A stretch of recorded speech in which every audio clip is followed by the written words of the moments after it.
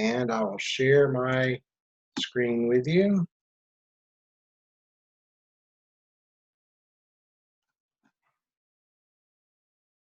All right. Well, tonight we're talking about two topics.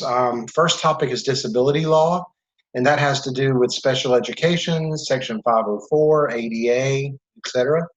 And we'll talk about tort law, which is an employment type of law. So disability law and tort law aren't really connected to each other. They really, as I said before, it was really 2 weeks worth of class that I've kind of melted down now into the essentials for 1 week of class. We'll decide once we get through disability law if we want to take a quick break before we delve into tort law or if we just want to barrel on forward. But I'll leave that up to you. But it is two separate topics, but they're both very important topics for educators to understand. So if you will help me out and mute yourself if you're not muted so that we don't get all the background noise, I would appreciate that.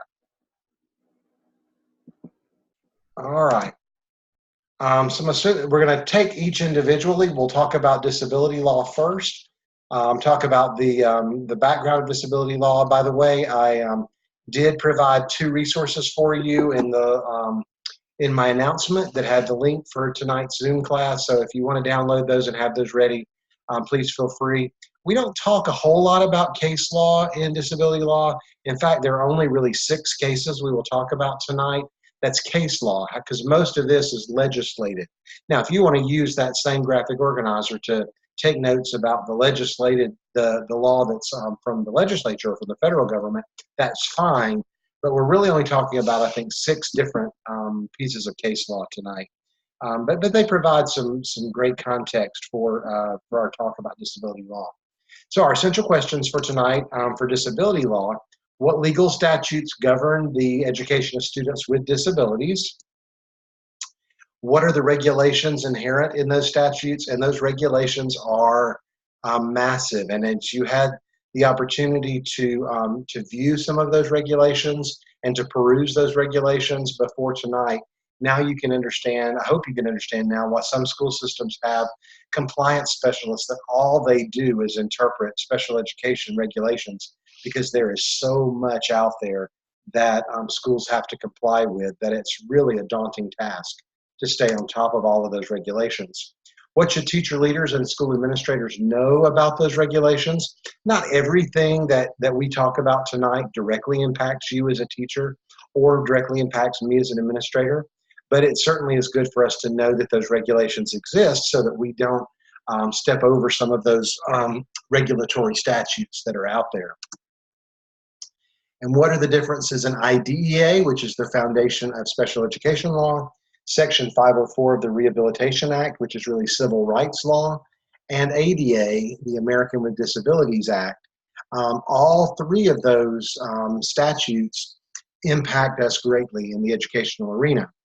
They all look at disability law a little bit differently, and so it's important that we understand the differences of the 3, but yet we are subject to the regulations of all 3, even though they do look at some of the things differently. I will tell you tonight, however, that this is probably one of the most controversial nights of our class. It's typically one of those nights where students have lots of questions, especially in dealing with the discipline of students with disabilities and the way some of those things are handled.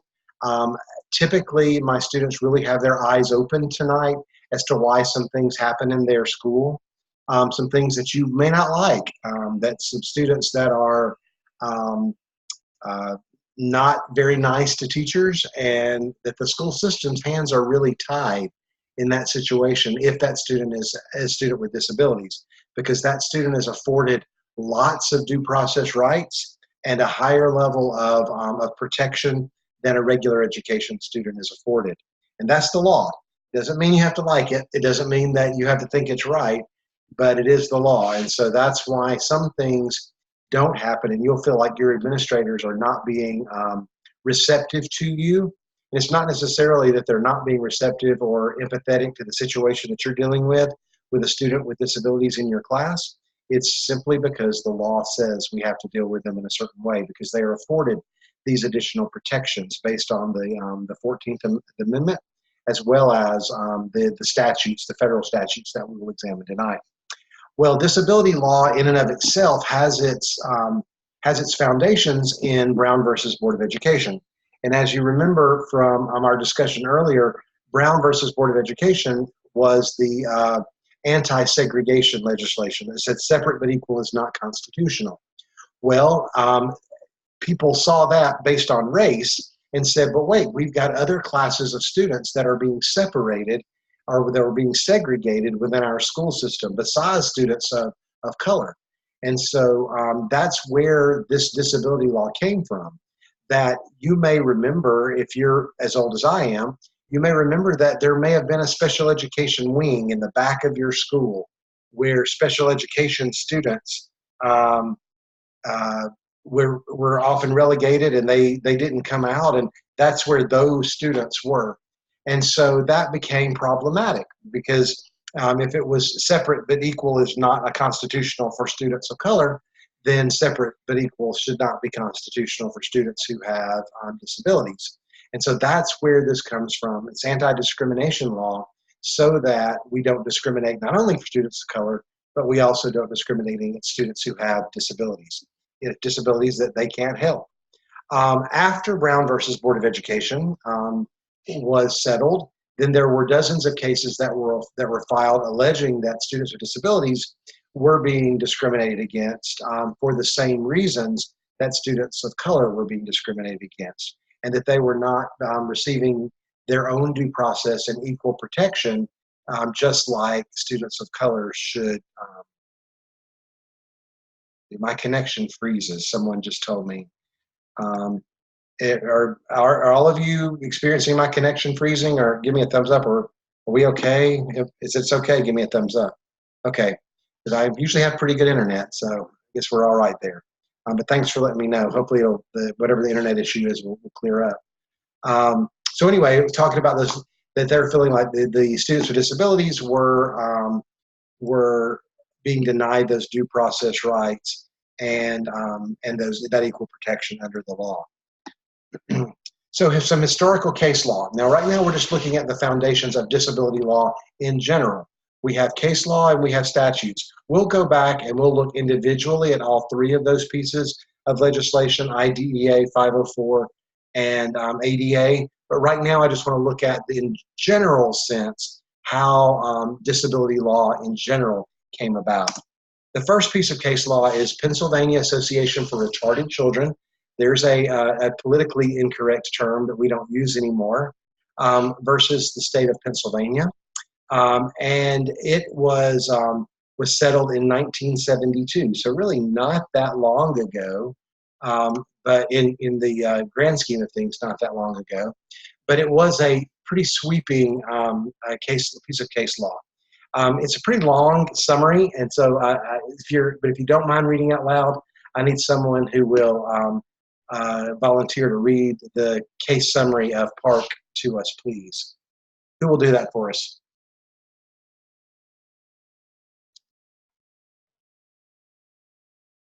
Okay, thank you, Sarah.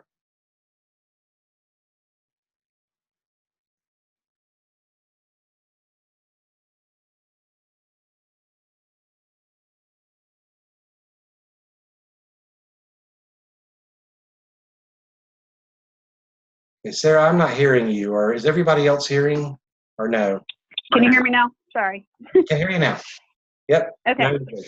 And by the way, it feels really awkward to say the word retarded so many times. I understand. Okay.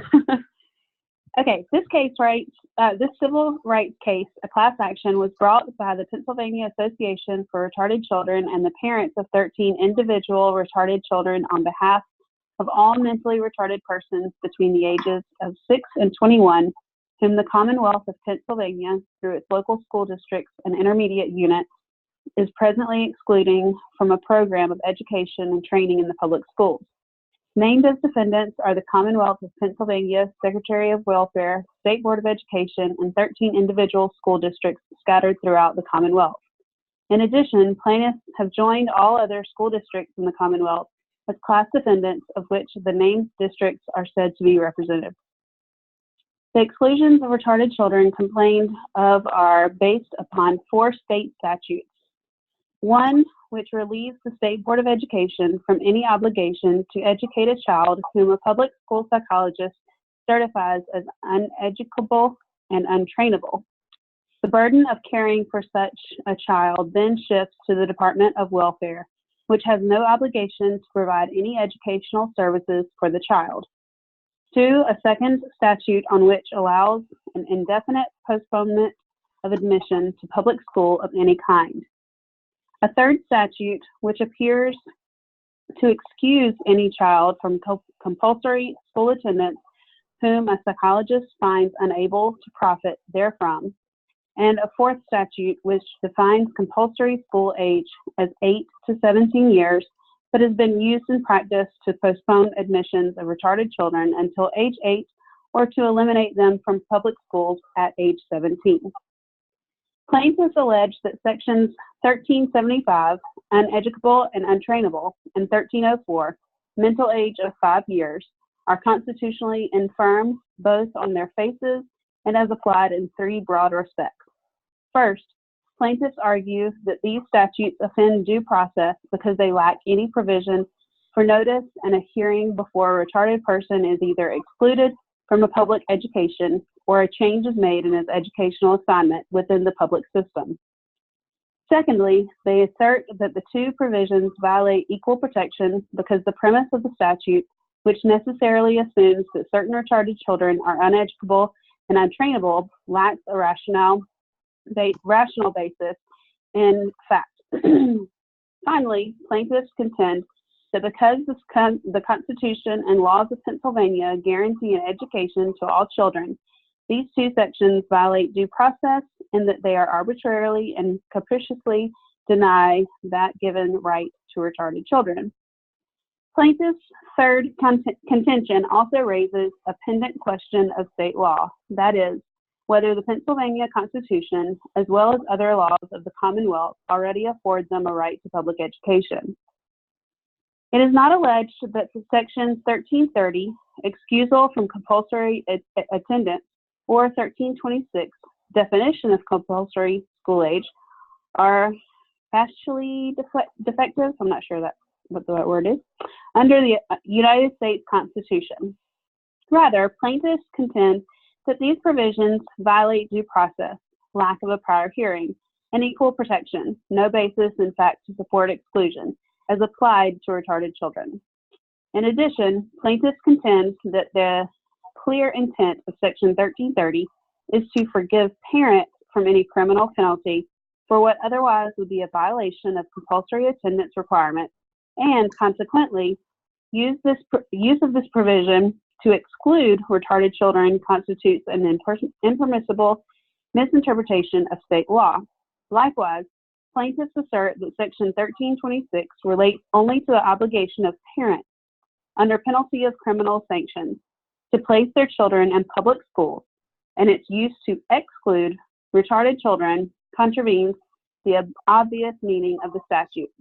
To place these questions of state law before us, plaintiffs advance the principle of pendent jurisdiction. Okay, that was a lot, but I wanted you to hear the arguments, the multifaceted argument of the plaintiffs, because it really comes into play that the 14th Amendment says that everyone has equal protection under the law, that we are all to be treated the same and to be treated fairly.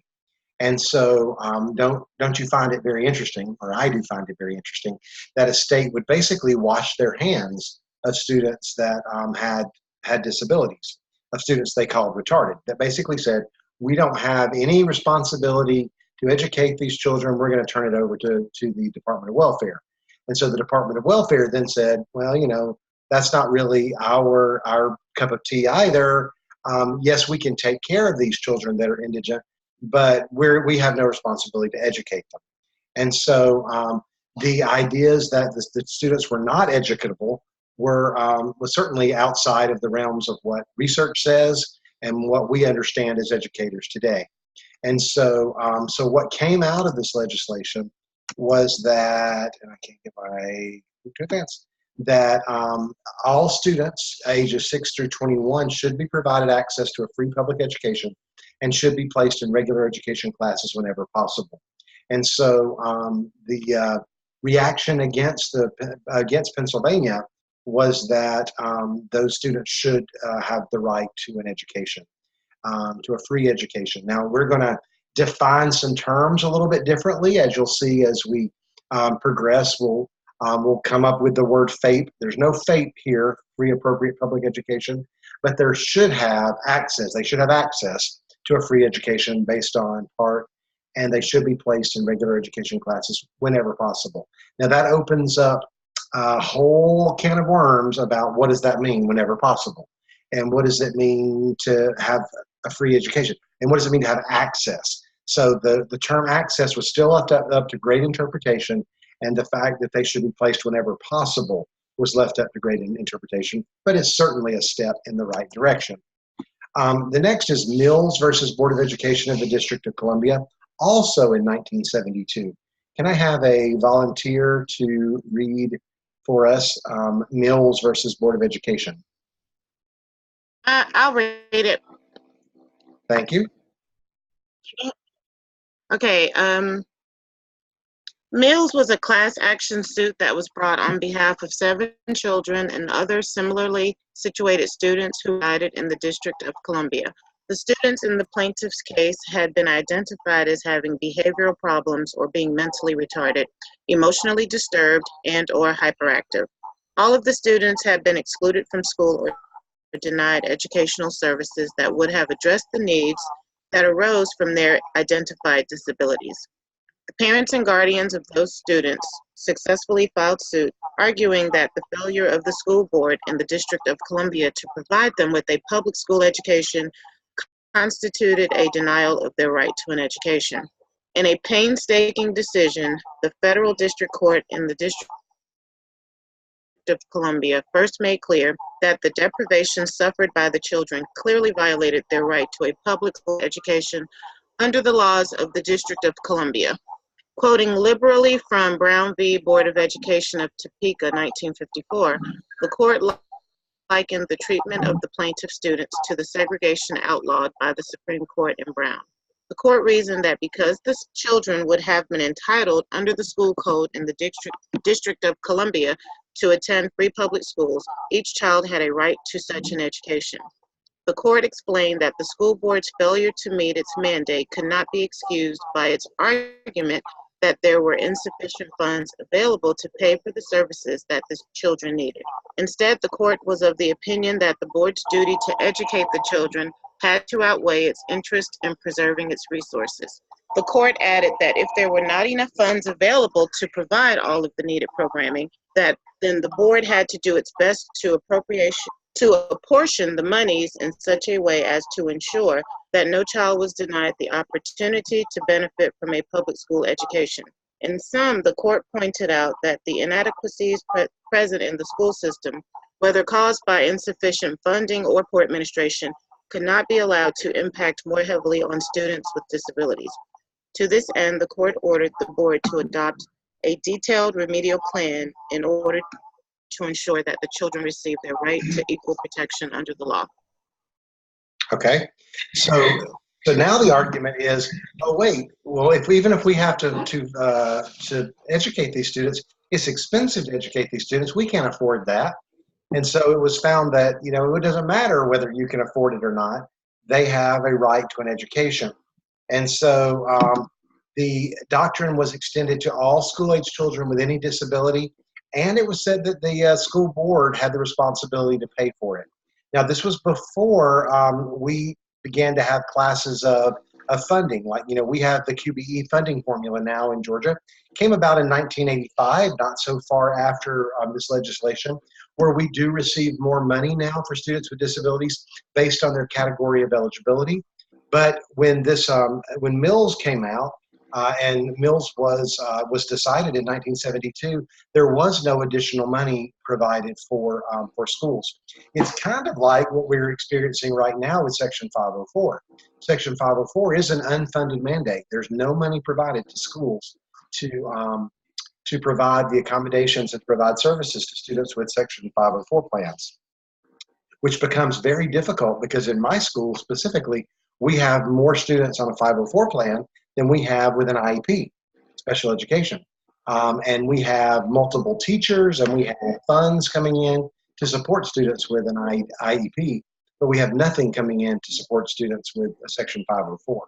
But we're expected, we can't complain that it's too expensive to educate those students. We still have to figure out a way to do that with the resources that we have. All right, so this is, there's a lot of historical legislative statutes that also support disability law. I didn't provide case summaries because of, is there a question? I'm sorry? Yeah, I have a quick question. In Pennsylvania, is it different by state? Because in Pennsylvania, if you were 504 special ed, like the special ed teachers still wrote the 504 plan. So when I moved to Georgia, it was weird for me that the special education teachers didn't handle 504. Well, that is interesting that you say that. By letter of the law, now remember I said my disclaimer at the very beginning of the class is that I do understand that sometimes there'll be people doing things they're not supposed to do. Section 504 is a function of regular education. And because of the funding that is provided for teachers of IDEA, they are not supposed to be doing things in regular education. The latest revision of IDEA allows only 10% of the resources to go towards regular education. So that means that only 10% of their time could they be doing something that has to do with regular education as opposed to special education. And so is it different by state? No, it's not. But I can't comment as to why people would do that. In Georgia, I know it doesn't happen that the special education writes ID plans. We do use some of our special education resources to support students with 504 in Georgia, but again, it really shouldn't be more than 10% to be compliant with the law. Okay, thank you. Sure.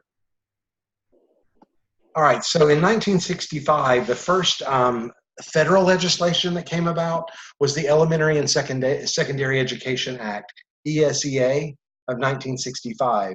And that Elementary and Secondary Education Act basically said Title VI of that act dealt with the education of handicapped children.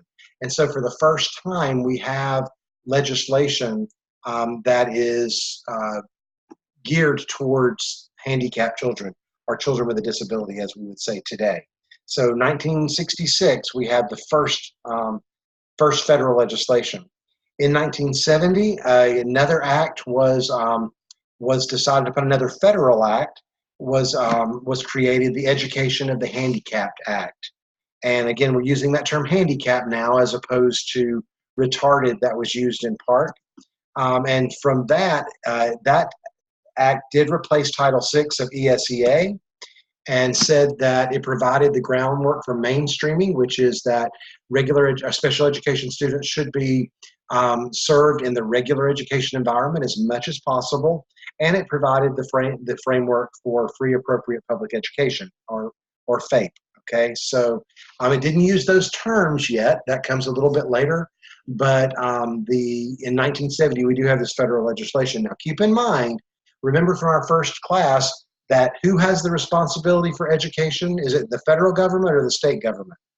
The state government does. But this is federal government, and really for the first time, the federal government really is beginning to get involved in historic legislation, especially for students with disabilities. So this is really kind of the first time you really see that federal influx into legislation for schools having to do with students with disabilities.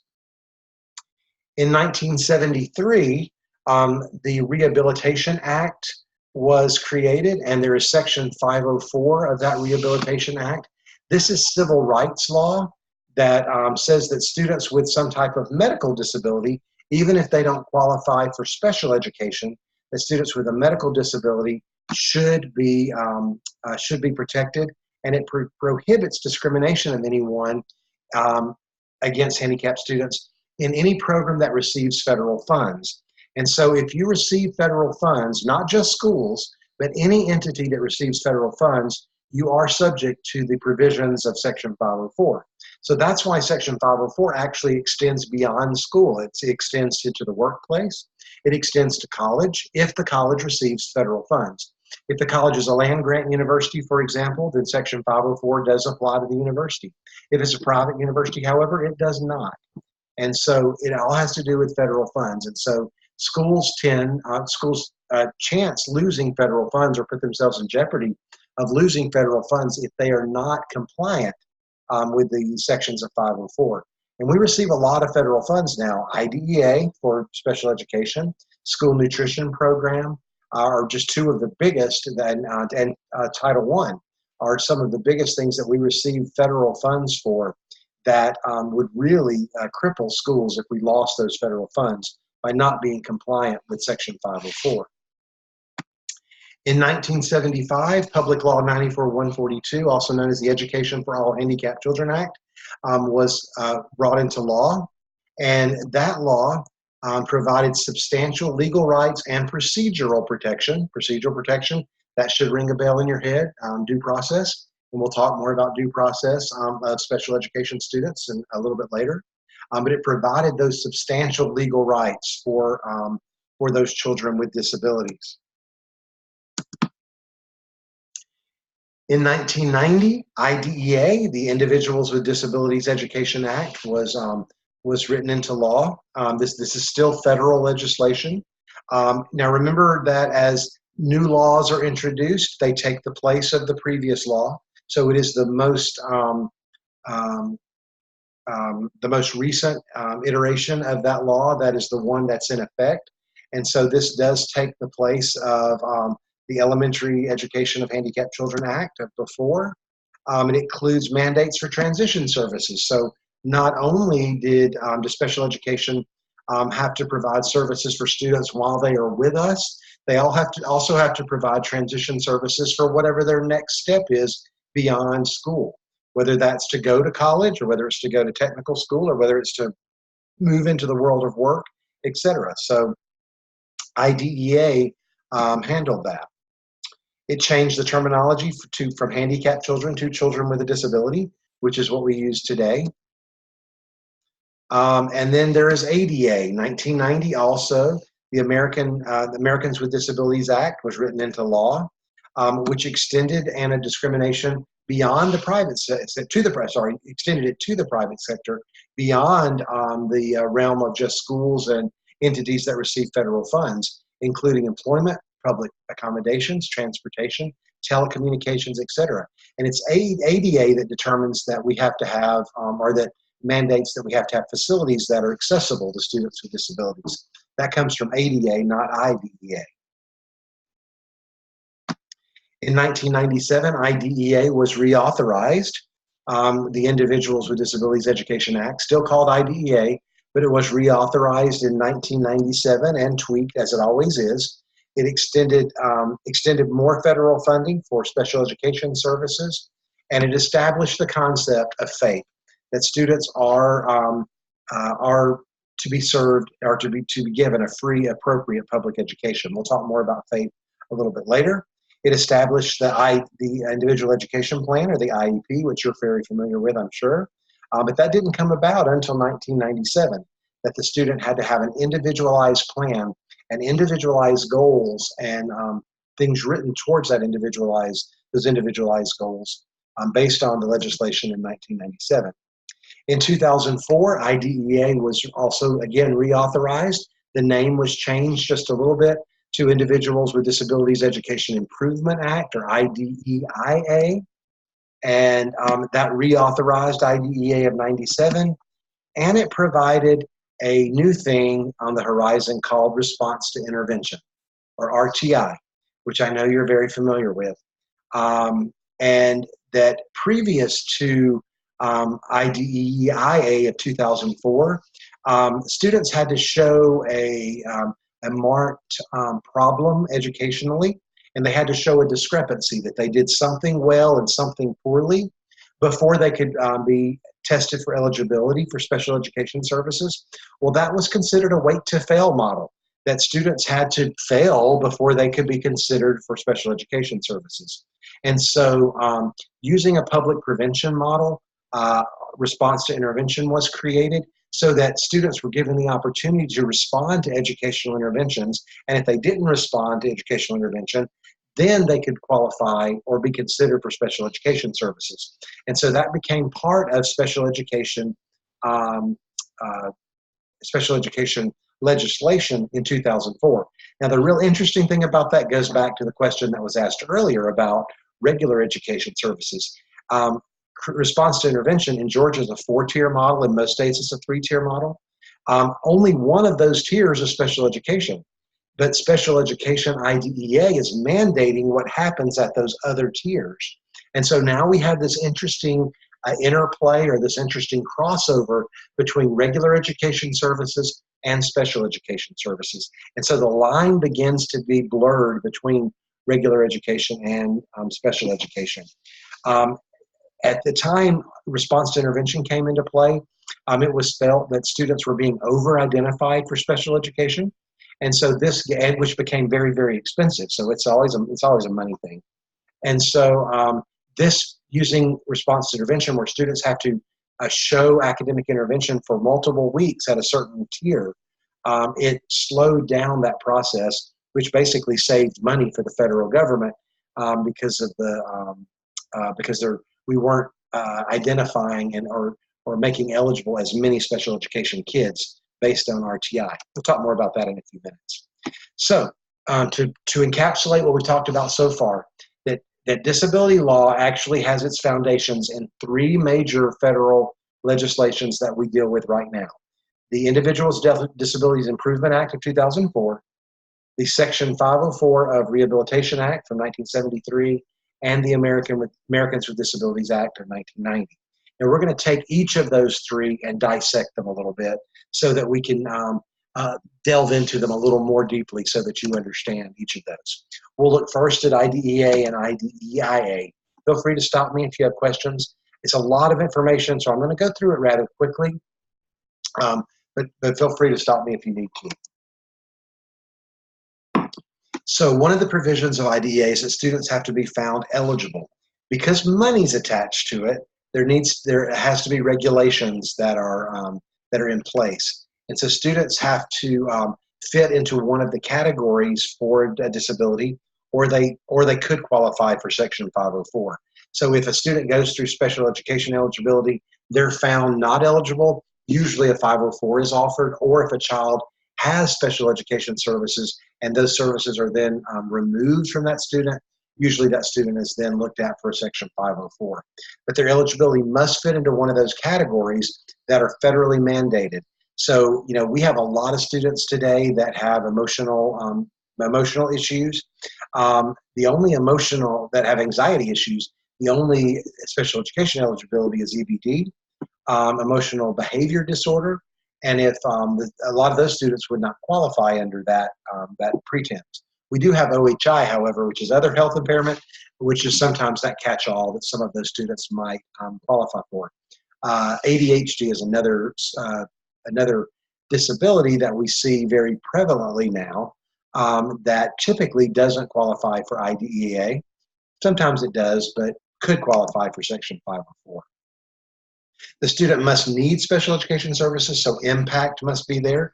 If the child has a disability but it's not impacting them educationally, then they don't need special education services. So we know we've got students in our building that have Asperger's syndrome, for example, but that student functions very highly educationally and doesn't have social issues. That student doesn't need special education services and wouldn't qualify in that scenario. For specific learning disability, for the eligibility of specific learning disability, the student must show a lack of response to 12 weeks of educational intervention before they can be considered eligible for special education services under SLD title. Some of the other eligibilities, they could be progress monitored for a shorter amount of time under RTI, but for specific learning disability, it has to be 12 weeks of educational intervention. There's a regulation that supports that. A child find means that we do have a responsibility to find children that need special education services, even if those children are not enrolled in our schools. And so if we have a responsibility to look in our communities and find those students who need special education services, whether or not they are enrolled in our schools. Things like Head Start programs are very good at helping us meet the child find requirements. It also applies to if we've got students in our schools and we think that student might have a disability, then we have a responsibility to start a RTI process on that student. If we ignore the fact that we think a student has a disability, then we could be in jeopardy of not being compliant with child find. Those students that are that have special education services and are found eligible, they have substantive educational rights. They are probably more than any educational right of any other student in the building. Those students have very strong educational rights. The right to a free, appropriate public education, that's where FAPE came from. The free public education part, that's pretty clear that we can't charge students for it, but the appropriate part is highly subjective. And so that's where we certainly come into state complaints that we're not serving students appropriately, whereas the school system may think we're serving students appropriately, but parents or student advocates may think that we're not serving them appropriately because it's a term that is highly subjective. Board of Education versus Raleigh is a bit of case law that applies to the provisions of IDEA. Can somebody please read Board of Education versus Raleigh for us?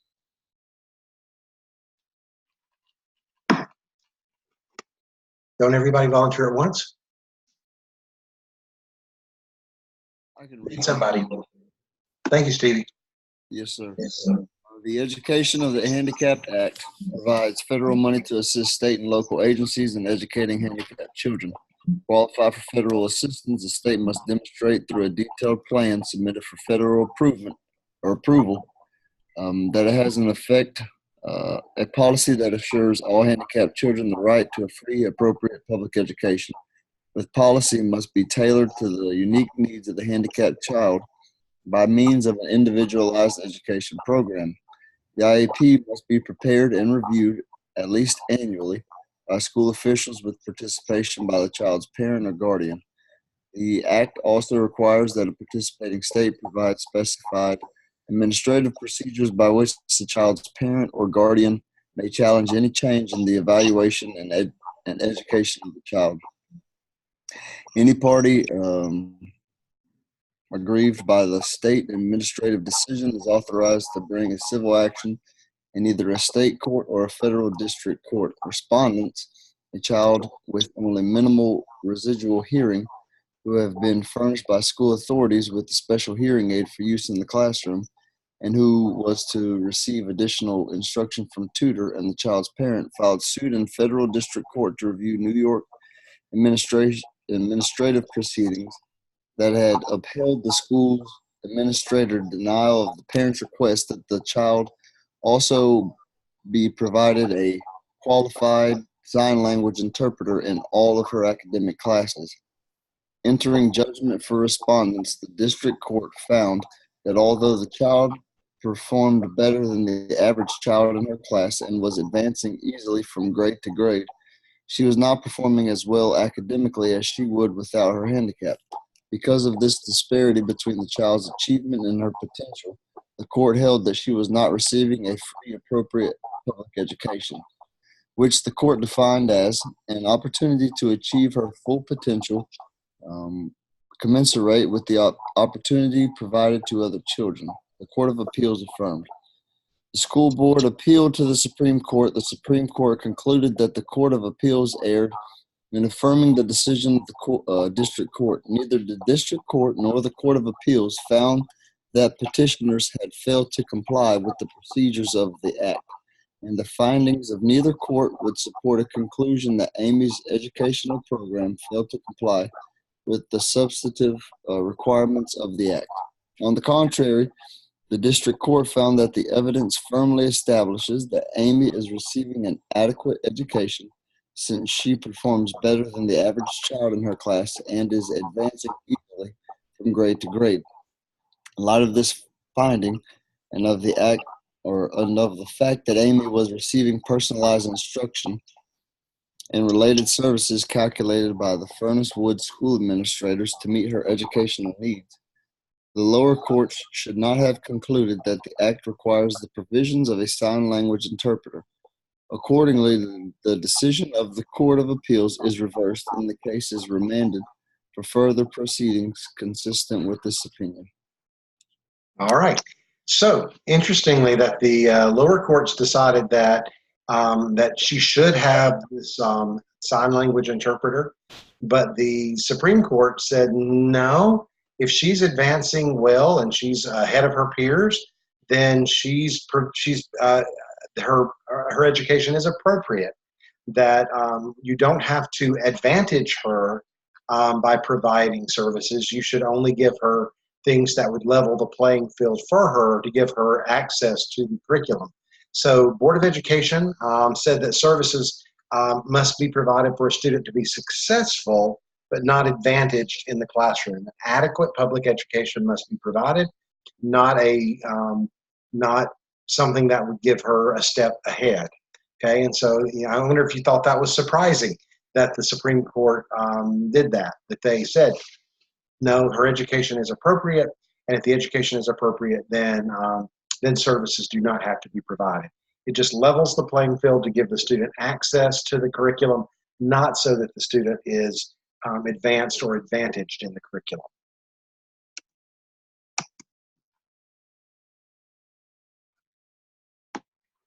All right.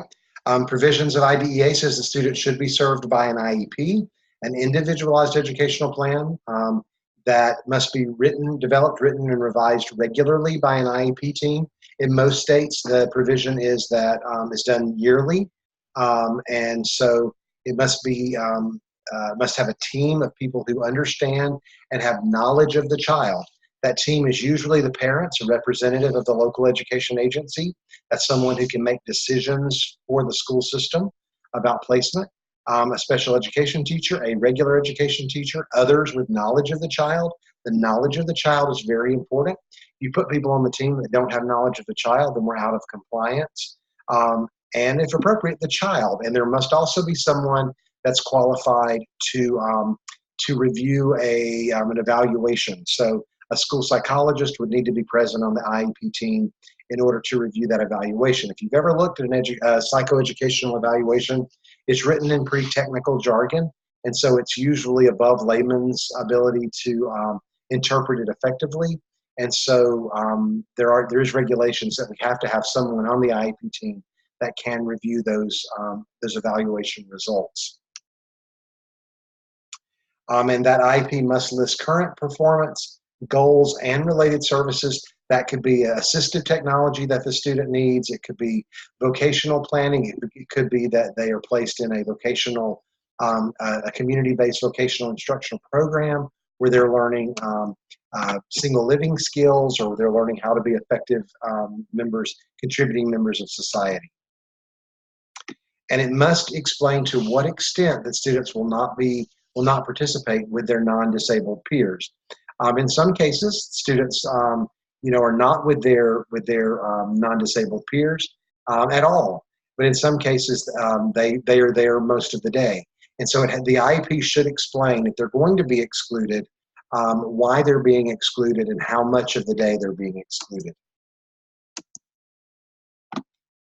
That the IEP must be based on the strengths of the child, the parents' concerns, and the results of the evaluation. So multiple sources of data must be considered when creating the IEP.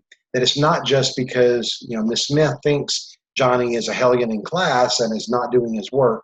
That can't be the only thing that would allow Johnny to receive special education services. It would have to be multiple sources of data that are considered before those special education services are provided.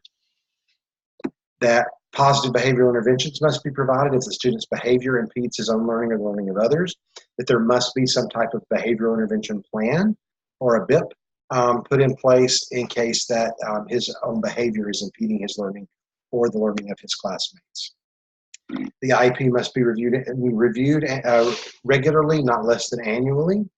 And the student must be placed in the least restrictive environment as appropriate. And we're going to talk more about that in just a second. In Georgia, we have an 80% rule.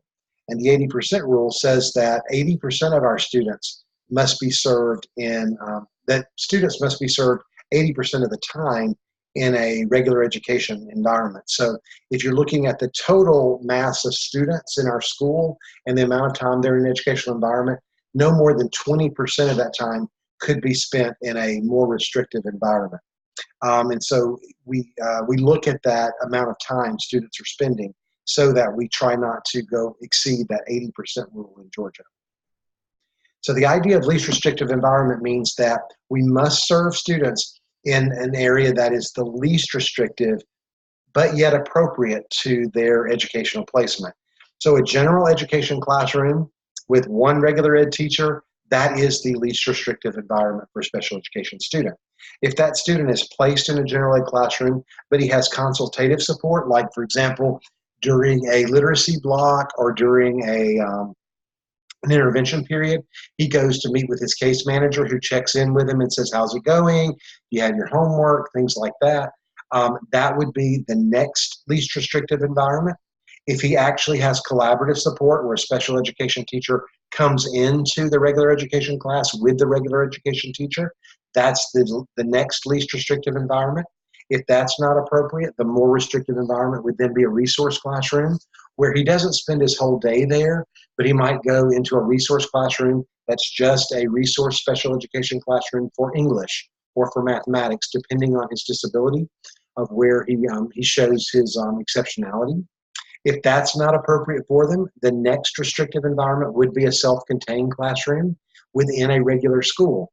At my school, we have the CVBI classroom, which is a vocationally based classroom where our students, for most of their day, except for 1 or 2 periods of electives, they stay in that classroom, but they do go out in the community. They volunteer at our local food bank, they volunteer at a church in our community, they will go and work for an hour at Wendy's, they do all these different vocational type activities that will help them transition into the world of work someday.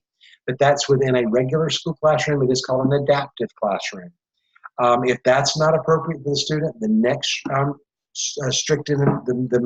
the next most restrictive environment, is a special school.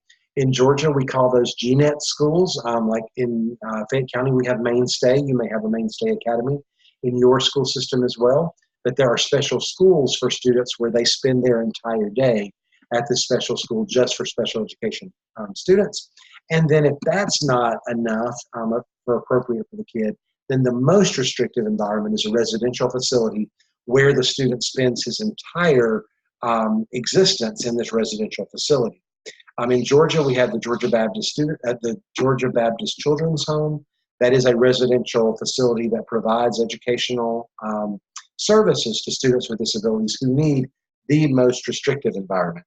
Now, thinking back to our discussion on the First Amendment and the Establishment Clause, isn't it interesting that we do take some of our public money and we send it to the Georgia Baptist Children's Home, because that's the only residential facility that is appropriate for some of our students with disabilities. The interesting thing about all of these, this continuum of restrictive environments, is that the school system is responsible for paying for whatever is appropriate for that student. Residential facilities, GNETs programs are very expensive to run because the student-teacher ratio is very low. There's adaptive technology and assistive technology that are available to those students and that are needed by those students. Some of those students have their own paraprofessional assigned to them, dedicated to them throughout the day. And so that's very, very expensive. Now, we do, based on our QBE plan, we do receive more money for students that are in a exceptionality category. That would be one of those more restrictive environments, but it doesn't necessarily pay the complete bill. So a lot of times, local school boards are having to foot the bill for those more restrictive environments. But the law is created to keep the student in the least restrictive environment possible, but sometimes it's just not appropriate. So you really typically have to work a student through each of those restrictive environments on the continuum. You can't typically just jump to a restrictive environment unless the student truly is profound in whatever his disability is. I have a question. Sure, go ahead, Jackie. So I'm saying that they are extremely protected, but I do have a concern about students that are not labeled with a disability and their protection from those students, but particularly ones that are violent, that have behavior issues, that have an IEP, but they're violent, and children in general ed are not safe. So I'm wondering, I know that these laws were put in place to protect and educate children with disabilities, but now I do have a real concern with children, general ed children with safety and actually having a true learning environment with them in it. I understand. Being physically harmed in our CVI program. I'm sorry, I didn't hear you.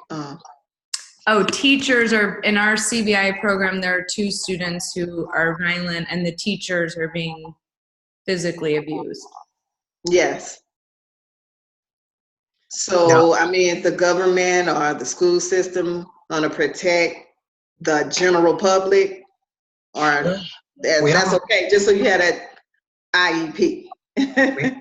We all have a right to life. We all have the right to life. And so to answer your question, yes, we should be protected for our right to life.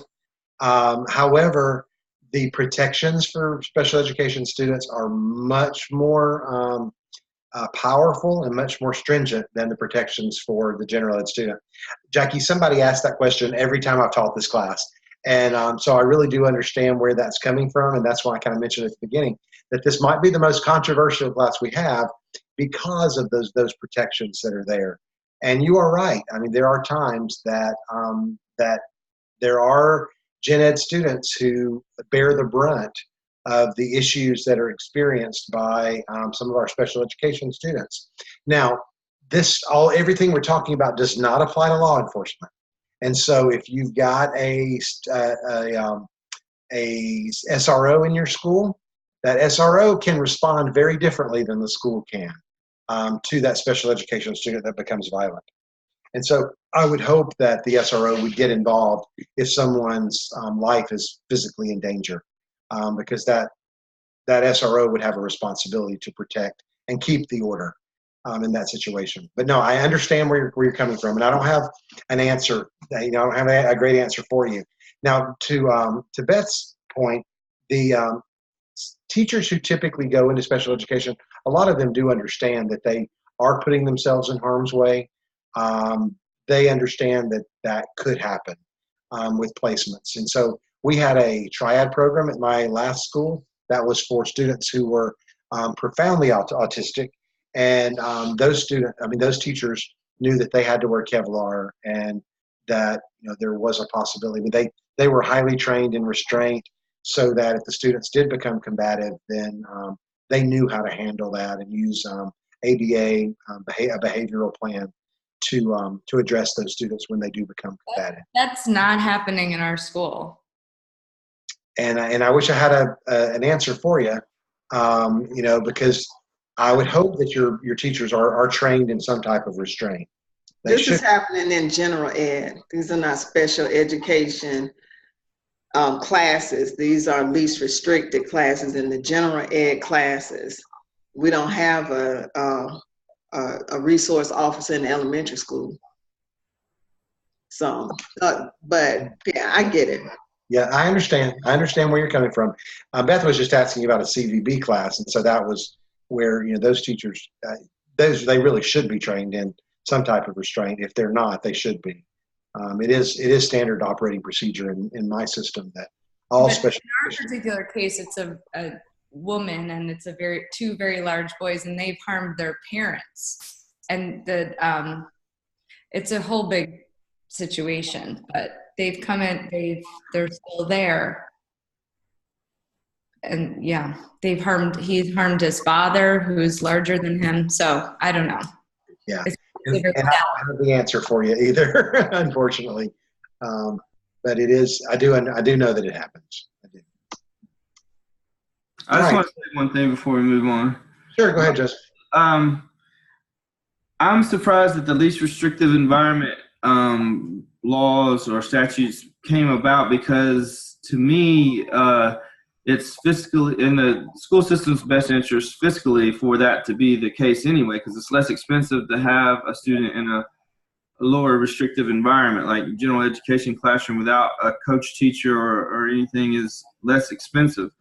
So I'm surprised that would even come up, unless this was driven to protect school systems from parents that were lobbying for more services or something. You understand what I'm saying? Could you speak to that? Why did this even come up? Well, I mean, it is money related. Mm-hmm. And so because it is more expensive, as you go down the continuum, it is more expensive to educate students. Then as part of IDEA, we want to educate those students as inexpensively as possible, but also be appropriate to what the IEP says. And so I do believe it did come about to save money, if you will, that we weren't over-serving kids that really could be served with least restrictive environment. We don't want to stick a kid in resource classrooms, which is what we did early on. I mean, early in my career, if you were found to be special education, you went to that classroom on the back hallway and you spent your time there. Well, that really wasn't appropriate for most of those kids. Most of those kids could have probably been educated in a regular education classroom. And so this is a way to say that we're gonna make sure we consider the least restrictive environment before we get to a more restrictive environment. I understand that we've got times that probably should have a more restrictive environment than they have, but this is to protect those kids, to make sure that we weren't over-serving them. Somebody had a comment? Yeah, you also, I mean, it doesn't matter what classroom the child's in, if they are determined to be special education by FTE, the school gets funding for them. So I mean, it might cost more depending on where they are, but the school gets federal and state funding for it. So I mean, you get federal funding for it, for the FTE. And what is that? So, I mean, it's gonna, you get money either way and you spend money either way. So I think it's more or less because you were overrepresenting the children at one point. So they needed a way to have a step-by-step after the RTI within a special education, more than just the funding. Well, and you're right, that you do receive funding based on their category of eligibility. But my point was that because the initial funding the IDEA funding was federal funding, that the legislation was written to try to protect some of those federal funds so that we were not over-identifying kids, which is why RTI came into place, because there was a thought that we were over-identifying kids. Yeah, no, and I was answering his question was saying, wouldn't it be more expensive anyway as you get more restrictive? And I was saying you get money per child anyway, so it kind of eventually it evens out in a sense. Sure. Well, and the next slide is just some different services that are afforded special education students. If it's appropriate, those students could receive any of these services that are listed on this slide. I won't go through all of them, but the IEP team would determine that what would be appropriate for that student, and then these services could be offered at the school system's expense again for these services. So any of those could be used or could be designated as appropriate by a IEP team. The students and their parents are afforded procedural due process protection. They have some pretty substantial protections because the student is special ed. Again, I'm not going to read this whole slide to you. On the left side, you'll just see some of the things that have to be in in their due process protection. And then they must receive a written notice of due process. And so and those are items that must be included in that written notice if a student is afforded due process. So you can't move a kid unilaterally from one placement to another without due process. And an IEP meeting would be a type of due process meeting. And so that would be where those placement decisions are made. And so we would be providing parents with their due process by providing them or by inviting them to participate in the IEP meeting. Now, I know what you're probably thinking. You're probably thinking, I've been to an IEP meeting where there was no parent involved. And that could be the case. There are times when parents will waive their right to come, but they do have to have notice provided. And we can go about having an IEP meeting, a due process IEP meeting, without the parents, but the parents do have to have notice and have to be invited, but they can decide whether they participate or not. Because remember, the law protects them, not the school. So the law is on the side of the family and of the student, not of the school. Some other procedural protections that are in place. Independent educational evaluation, they have the right, if they disagree with a evaluation, a psychoeducational evaluation that was completed by the school system, which by the way is very expensive, usually a couple of $1,000s. They have a right to seek their own evaluation. They've got a right to written notice, to consent to evaluate. If the parent doesn't consent to evaluate a student for special education, then we can't evaluate that student, even though we know there's a problem. They've got a right to deny that consent. They've got a right to due process all the way through it. They could have a right to placement of students in private school at public expense. We have laws in Georgia that we have voucher laws that allow special education students to be placed at a private school that public funds have to pay for if it's appropriate to the kid. And you'll see the other things that could be procedural due process protection for those students. So we could have civil actions taken against us, and we could be found liable and could even have to pay attorney's fees in that case.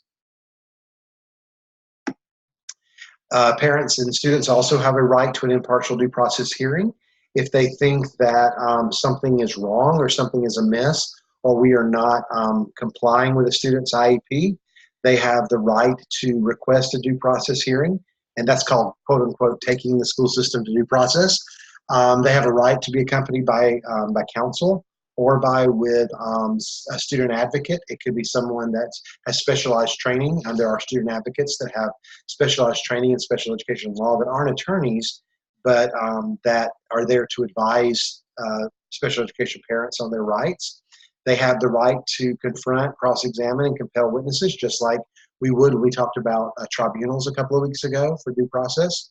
They have a right to record. They have a right to verbal electronic findings of the hearing, and they have a right to stay put.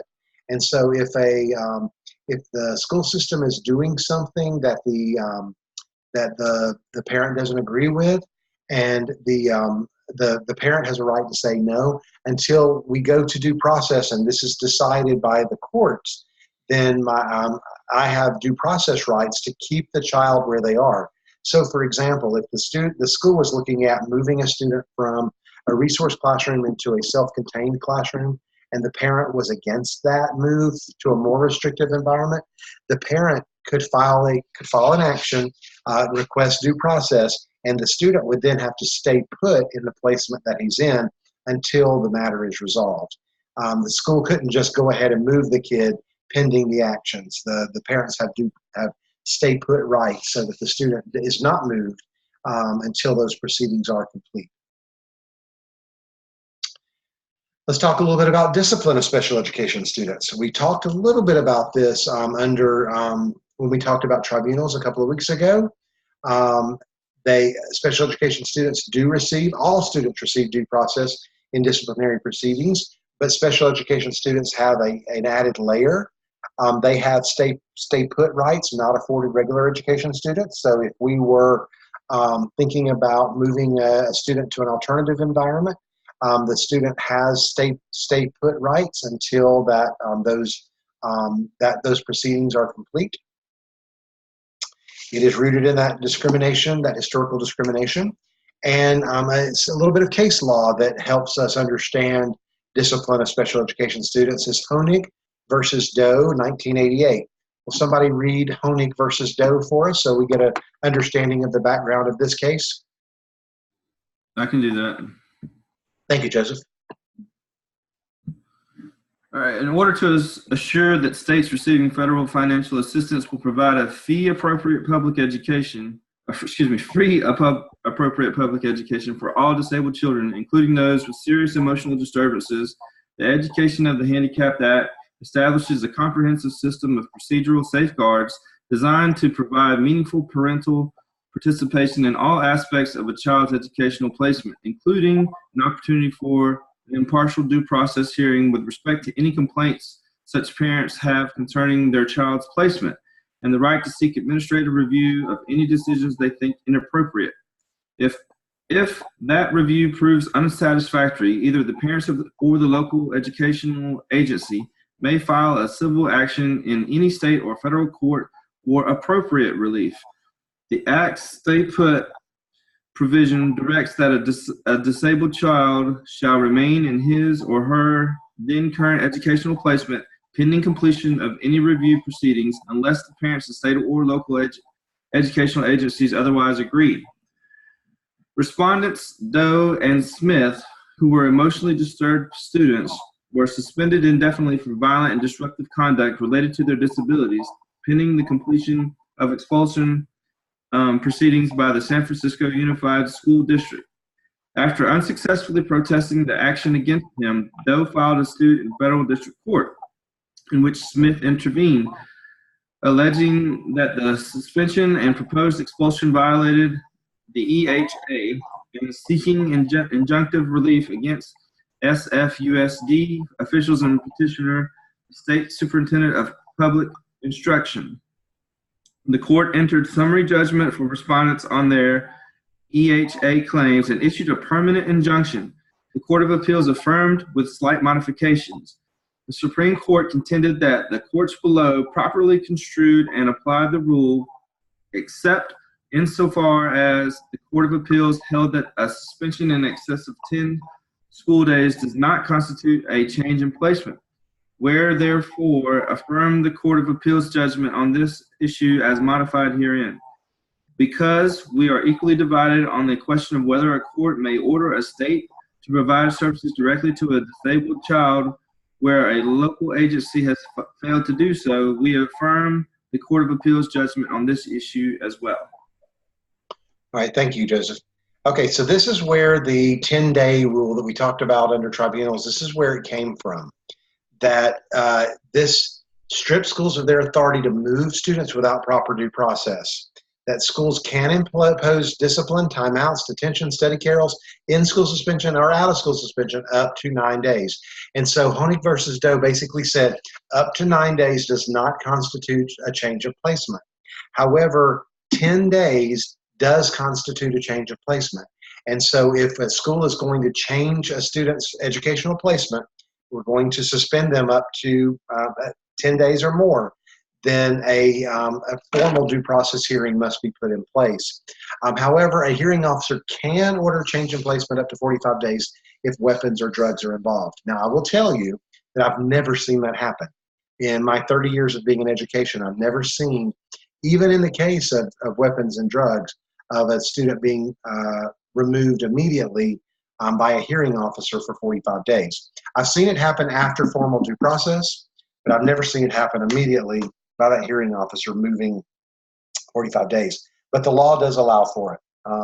I think that it would be challenged if someone decided to do that because of the 10-day rule. But, you know, I don't work in a school system that's, you know, very violent either. And so we don't see weapons very often at all in my school system. And so I've never seen it happen, but it could happen, I suppose. But this is the case law that stops the change of placement without formal due process, and that special education student gets to stay where they are until the process is resolved. And so even if they went to tribunal, the parent could then file for due process with the State Department, and the State Department then could then intervene as an unbiased panel. And if the State Department of Education decided or was investigating the situation, the student would still stay put until till that investigation has concluded. And so they receive those stay put provisions. Whereas regular education students, after the 10 days, if we were to suspend that student or expel that student, the student would be expelled. Even if they appeal it, they don't have stay put provisions. So the discipline could start on a regular education student. It could not start on a special education student because of stay put provisions. Okay? So to make sure that you understand that, the school system, it takes some of the power of the school system away, that they have to follow formal due process before we can change placement of a special education student. We also have to ask the question, is the problematic behavior a manifestation of the student's disability? And so it is thought that it is unfair to punish a student for behavior if the behavior is part of the student's disability. If the student can't help that they are violent because they have emotional behavior disorder, then it is unfair to punish that student if the behavior is part of that student's disability. And it would be in that case, like those students that I talked about that are in the Triad program at Fayette County High. Some of them are combative, and that is part of their disability. They can't help themselves. They can't stop themselves. Yes, their education is therapeutic to try to help them cope with those issues, but we don't suspend those kids when they become combative, because it's unfair, because it is part of their disability. Now, if they inflict their combativeness on someone else, they don't have the right to inflict on someone else. And so that's when law enforcement or some other means would have to intervene in that case. If we are wanting to move a kid to an alternative setting, or we're thinking about a 10-day suspension for a special education kid, there must be a manifestation determination convened. And that is another layer of due process to determine if the child's behavior is a manifestation of his disability. It doesn't really come into play up to 9 days of suspension. It's when we get to that 10th day, then a committee has to come together to consider the behavior that's in play. Let's say it's a kid who is specific learning disabled, and he is special education, but the kid brings drugs to school and sells drugs at school. We would then have to, that's a 10-day suspension tribunal offense. Before we could go to tribunal, we would first have to convene a manifestation determination committee to determine, is bringing drugs to school a manifestation of specific learning disability? Well, obviously it's not, but there are some things, especially if you have a kid who is EBD, there are some things that, an argument could be made that the kid's impulsive, and so that's part of his disability. Some of his actions, then, we may not be able to suspend him 10 days out for, because it's found to be a manifestation of his disability. I have a question. Okay, go ahead. Okay, so I get that students' behavior may be a manifestation of their disability, and as such, it would be unfair to punish them for the manifestation of whatever that disability is.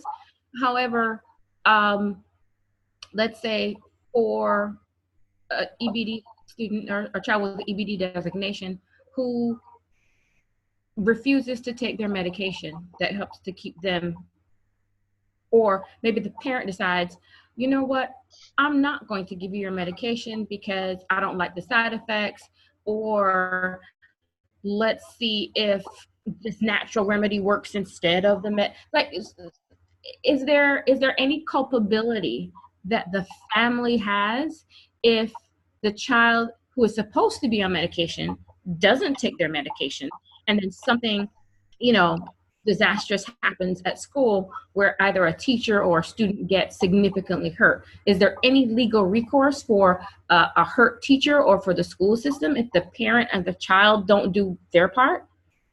I would say yes, there would be civil recourse, would be my guess. Is there recourse from the educational environment? No, not really. It just seems like there might be some type of civil recourse. You can sue somebody for anything. Whether courts are going to agree with you or not, I don't know. I can't predict that.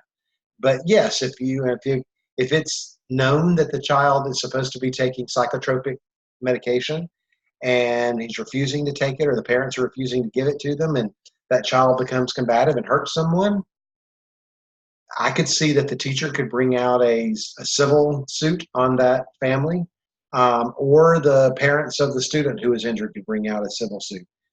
Again, whether the courts would find on the side of the plaintiff, I don't know, but I think they would have grounds for a case. But is there something, from the school standpoint? No, because the law doesn't protect the school. It protects the special education student. But not under this law would there be something. It would have to be civil. Thank you. Sure. The team must determine if that behavior is a result of disability or if the behavior is a result of the system failing to implement the child's IEP. It could be that the school system has not fully implemented the child's IEP effectively, and that caused the student to act in a certain way. If that's the case, even it really wouldn't be a manifestation of the disability, but that could be the reason that the child behaved in a certain way, because we failed to implement his IEP effectively. If the answer if both are no, if it's not a manifestation of disability and the school system did implement the IEP effectively, then the child may be disciplined as a non-disabled peer would be, and a change in placement could be made in that case. If yes, however, the IEP team must be convened, and then the IEP must be reviewed, and maybe a change made in the IEP if we've not monitored or not implemented his IEP effectively, or if it really is a manifestation of disability, then that IEP needs to be modified to help the kid address that issue, whatever that issue was.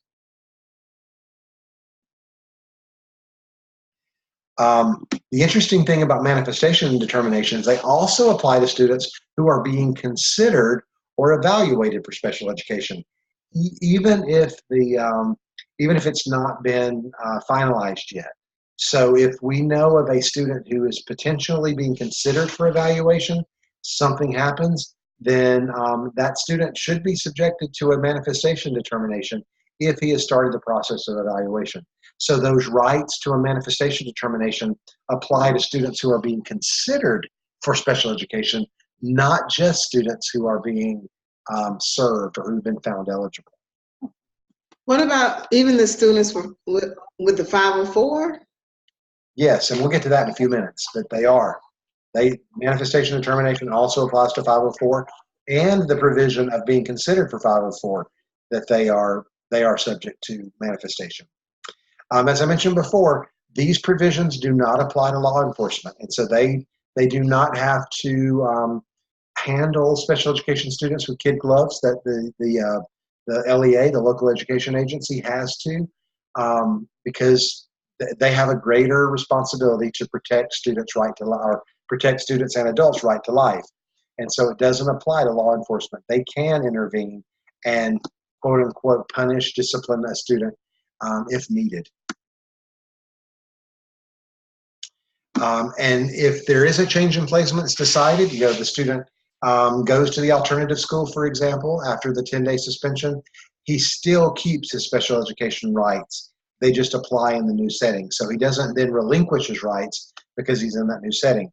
So if the child was eligible for special education transportation to your school and now he's at the alternative school, he's still eligible for transportation services to the alternative school, whereas a regular education student may not be in that case.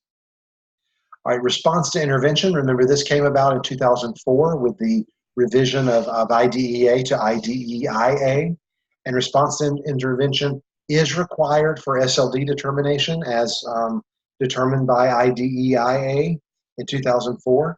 The student must be afforded a multi-tiered system of supports, MTSS, before finding a student eligible for special education, and that 12 weeks of intervention must be applied, and it must be evidence-based intervention, and the student must either show progress. If they show progress and show a response to that intervention, they stay on the tier they're in.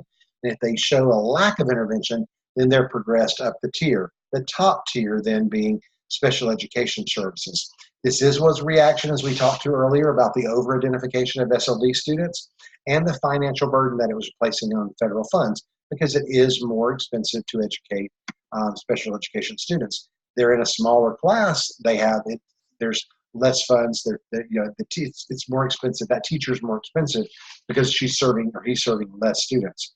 It is based on the public health prevention model that we provide some type of service at the lowest tier possible for the student to respond to, and then if they don't respond, then and only then do we move them up. Typically, 80% of students should respond to educational intervention at tier 1, and that's theory, of course, and only 20% of your students should need some type of educational intervention, according to theory. This is what my dissertation is on, the fidelity of response to intervention in Georgia's high schools. So I know a lot about response to intervention, probably more than you would ever want to know about RTI. In most states, there is a 3-tiered system where tier 1 is universal support. This is the general education classroom. Tier 2 is targeted intervention phase for those students who are not necessarily special education students, but they are receiving some type of intervention to test, quote unquote, their response to intervention. And then targeted intervention, intensive intervention for those students that are special education. It does challenge that wait to fail discrepancy model so that students don't have to fail to receive educational intervention already based on RTI. In Georgia, however, because we like to be different in Georgia, we have a 4-tier system of supports in Georgia. And that 4-tier system of supports comes from legislation. In Georgia, we have tier 1, which is general education, general classroom, replete with differentiation going on in the regular ed classroom. Tier 2 and tier 3 in Georgia are both intervention phases. That tier 2 is a group intervention phase, whereas tier 3 is more specific individualized intervention phase, or SST driven, student support team driven. We'll talk about that in just a minute. And then tier 4 is special education or individualized education. And there is legislation that came about in Georgia in 1984, Marshall v. Georgia, that established the student support team. And it was determined in Marshall v. Georgia that to assist students in the general ed classroom, that there would always need to be an SST provided before students are found eligible for special education services in Georgia. So when RTI came about in 2004, long time after Marshall v. Georgia, because the law said that we had to have an SST, Georgia had to determine a way to meld the SST process into a pyramid of intervention. And so it was thought that this SST, this group dynamic coming together, was too intense for regular tier 2. And so they divided it into 2 different tiers. So that tier 2 in Georgia is group intervention. That could be students that are in an intervention class, EIP, for example, in elementary school, early intervention program. It could be math support, reading enrichment in high schools or middle schools. That's tier 2 type intervention, whereas tier 3 intervention are individualized interventions put in place for an individualized student. And that's based on the SST process that was created with Marshall v. Georgia. Marshall v. Georgia, 1984. It would be possible to change the law, and why Georgia doesn't just do that, I don't know. Georgia is going now more towards an MTSS model, and you may have been trained at your school on multi-tiers of support. That is kind of replacing RTI in Georgia, and so we're moving in that direction now. And so that may be the death knell to Marshall v. Georgia. But right now, that is why we have 4 tiers in Georgia as opposed to 3. So most states are 3, but in Georgia, we are 4. Now, I did give you, by the way, the synopsis of Marshall v. Georgia. That is in that. We don't have to read it, but you can see, if you'd like to go back and read, how the student support process came into being. It was that students, teachers were over-identifying kids for special ed, and that it was discriminatory because if teachers became tired of a student in their class, they would refer them off to special education services just to get rid of them, basically, because they were disrupting their class and made it hard to teach, made it difficult to teach. And so that's where Marshall v. Georgia stepped in and said, no, wait a minute, we need to have an SST process to not make it so quick and so easy to apply special education services. Okay, any questions about IDEA before we move into Section 504? I know that was a lot, but hang in there. Okay, Section 504 of the Rehabilitation Act of 1973. Let's talk about it and how it is similar to, in many ways it is similar to IDEA, but in some ways it's very different. It protects both handicapped children and adults from institutions receiving those federal funds. And so just keep in mind, anybody that receives federal funds are subjected to the provisions of 504. IDEA, all public schools are subject to IDEA. There are public schools in the world, believe it or not, in America. There are public schools in America that say, we are not going to receive federal funds. They forfeit their federal funds, and then in that case, they are not subject to the provisions of 504, okay? And so if they give up those federal funds, then they're not subject to 504. 504 does apply to entities besides education, and so any of those entities that receive any federal funds, they are subject to the provisions of 504s. There are private schools and parochial schools that receive federal funds. Remember I talked about some of those private schools receive vouchers. If they receive a voucher and those vouchers are paying for students, for special ed students that are in their schools, but they're receiving IDEA funds for those special education students, then that private and parochial schools are also subject to the provisions of 504 because they receive those federal funds. So unless a school system is willing to totally deny their federal funds, then they are subject to the provisions of 504. The 504 Act sounds very similar to IDEA. It says, no otherwise qualified handicapped person shall, on the basis of handicap, be excluded from participation in, be denied the benefits of, or otherwise be objected to discrimination under any program or activity which receives or benefits from federal financial assistance. So it also says any person who has a physical or mental impairment, okay, that's important, which substantially limits, that's important, one or more major life activities, that's important, has a record of such impairment, that's important, or is regarded of having such an impairment is important. Those are people who are qualified for a 504 plan.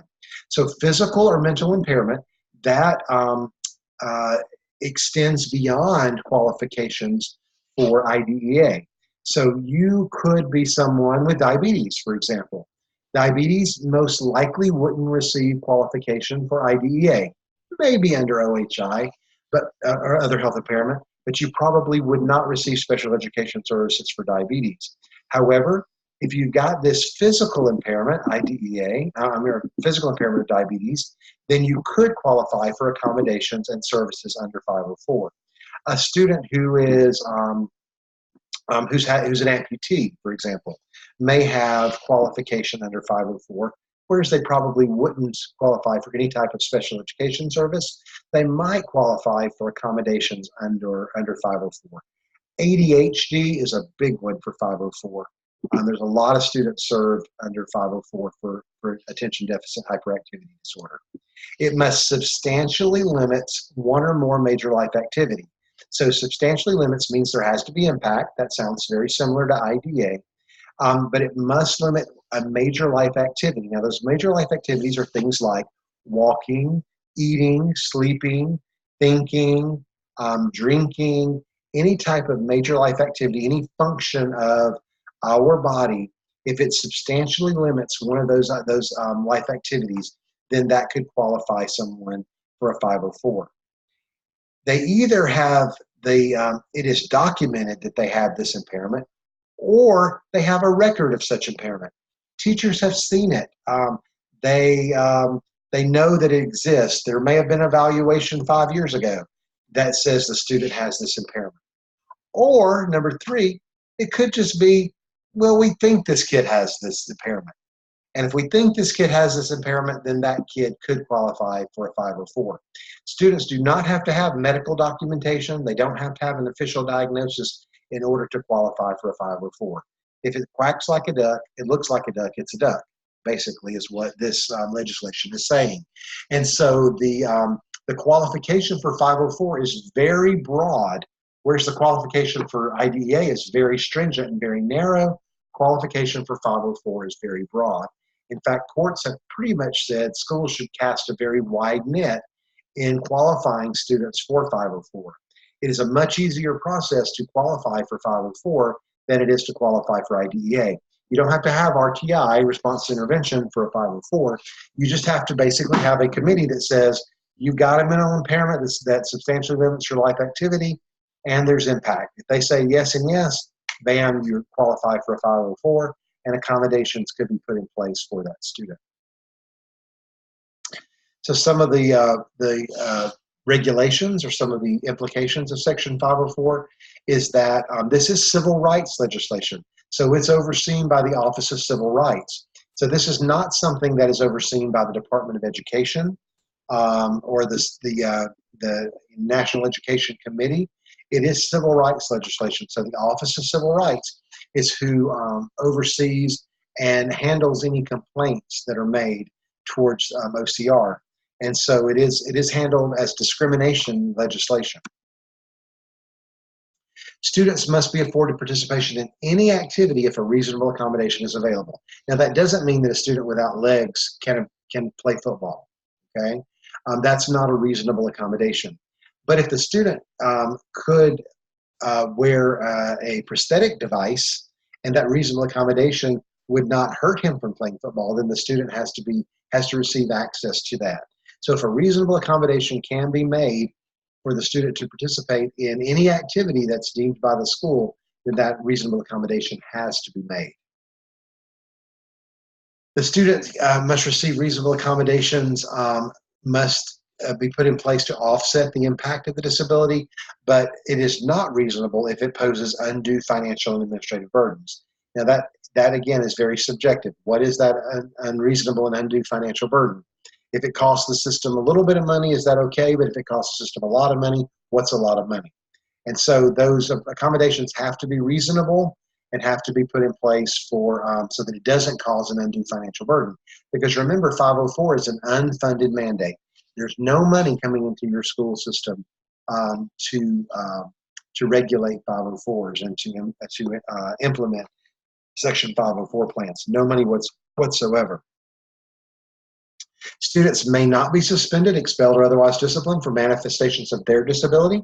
So those protections that are afforded those IDEA students, special education students, are also afforded 504 students. Those same regulations that are precedented by IDEA do apply to 504. So manifestation of disability, change in placement, all of that applies to 504 as well.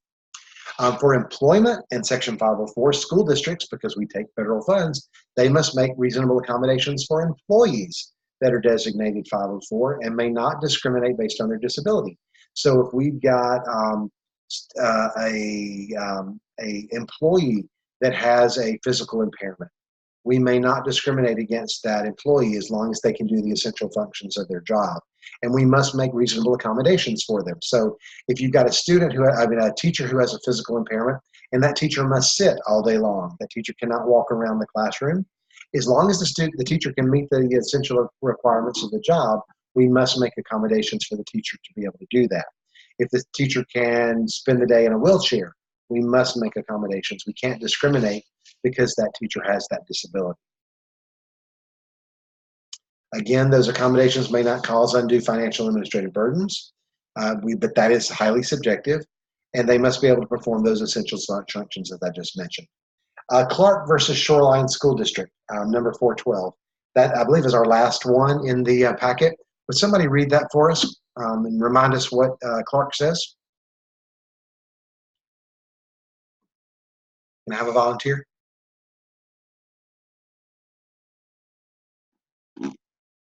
I can read it. Thank you.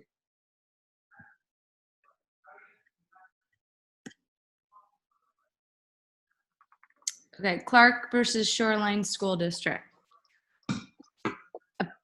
Do I say this correct? Appellant? Appellant. Okay. Robert Clark, a teacher of severely mentally retarded children for respondent Shoreline School District, was discharged from employment after serving a period of probation.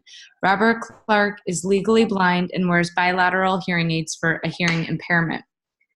Clark claims he was discharged because of his handicap in violation of the law against discrimination, RCW 49.60, and regardless that the school district failed to comply with the statutory requirements pertaining to teacher probation. In an administrative hearing, the hearing officer found that the district discharged Clark for sufficient cause, a decision affirmed on appeal by the King County Superior Court. Clark appealed to the Court of Appeals, which transferred the case to the Supreme Court. We affirm. In a letter dated September 20th, 1976, William G. Stevenson, superintendent of Shoreline Public Schools, placed Clark on probationary status for the 1976-77 school year. The notice of probation specified 3 areas of professional performance deficits. 1, failure to adequately handle student discipline and attendant problems of student conduct and the general safety and welfare of students assigned to the classroom. 2, deficiency in professional preparation in establishing long and short-range lesson plans as required by school district policy and building procedures. 3, failure to establish educational objectives appropriate for handicapped students with the accompanying need to select and implement teaching methods that would meet the educational abilities of handicapped students. The superintendent's notice of probation also proposed a plan to remediate the teaching deficiencies. On May 11th, 1978, the superintendent notified Clark that the district was discharging him from his employment as of May 15th, 1978, and also that it did not intend to renew his contract for the following school year. According to the superintendent, he had determined that sufficient cause existed for discharge or non-renewal of Clark's contract for the causes listed as follows. 1, you have failed to adequately handle student discipline and attendant problems of student conduct and the general safety and welfare of students assigned to your classroom.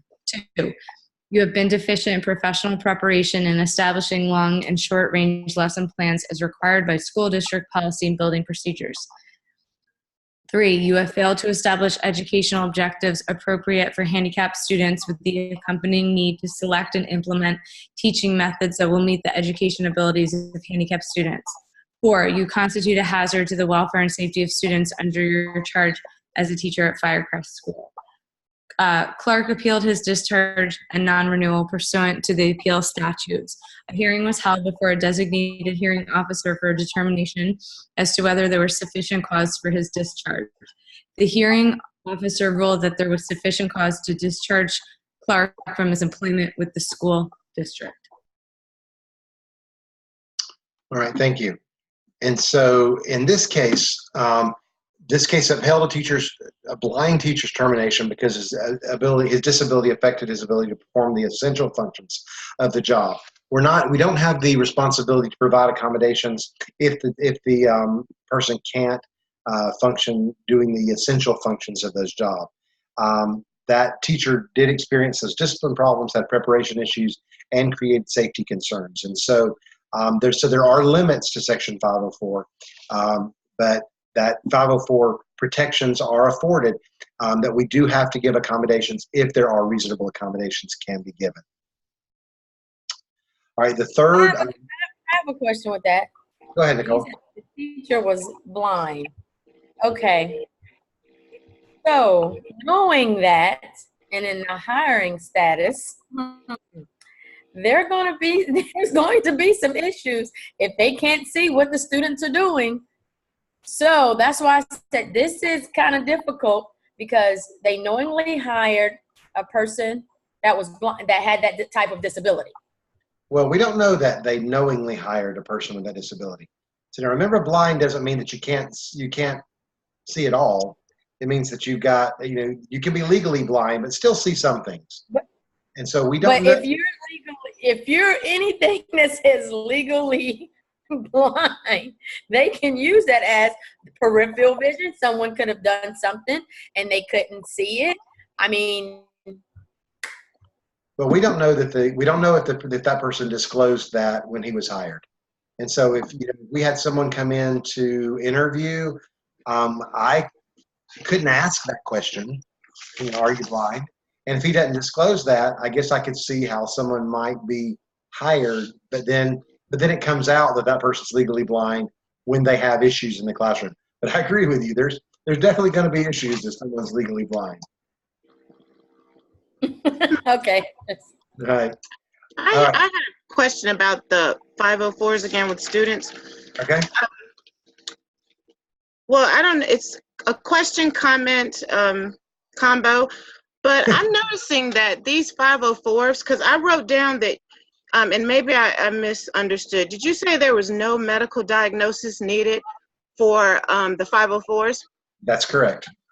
Okay, so the problem that I'm seeing is I've worked in Title I schools in DeKalb County on the south end of town, and I've also worked in DeKalb County on the north end of town.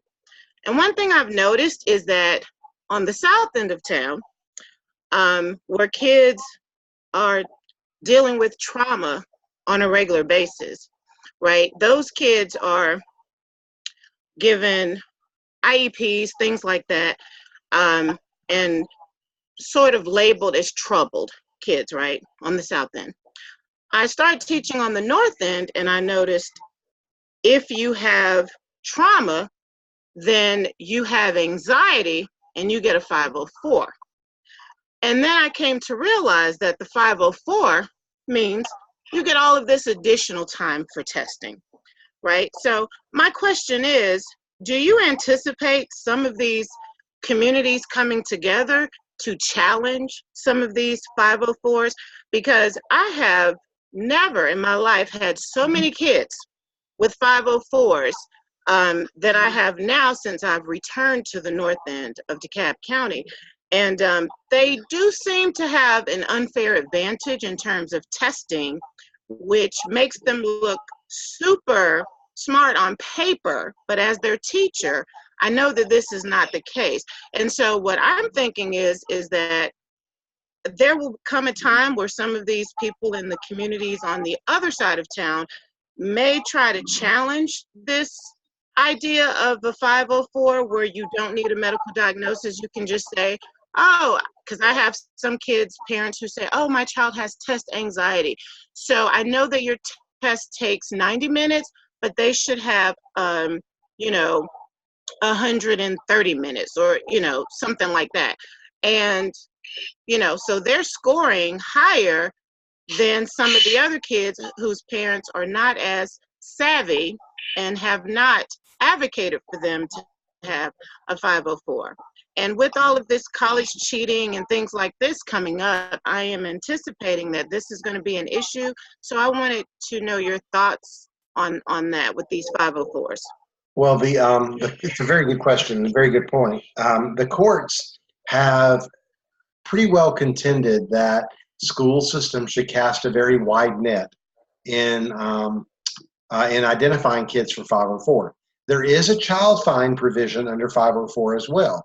And so if we feel like the students need additional time or they need that additional support, even if they don't have a diagnosis, then we do have the same provision or same obligation to identify that kid for a 504 plan. I do understand what you're saying about parents being more savvy. I mean, I'm in a school right now that's very high income.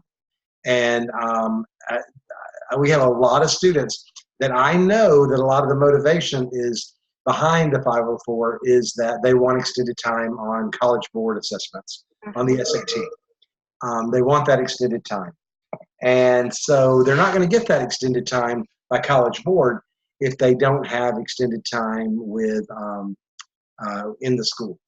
The problem that schools face, however, is that because the Office of Civil Rights and the courts have said cast that wide net, that pretty much anything qualifies, that you should err on the side of qualification, that we're pretty well stuck, that if we can show that there is a documented limitation of some sort and it does limit a life activity, we have to qualify that kid for a 504.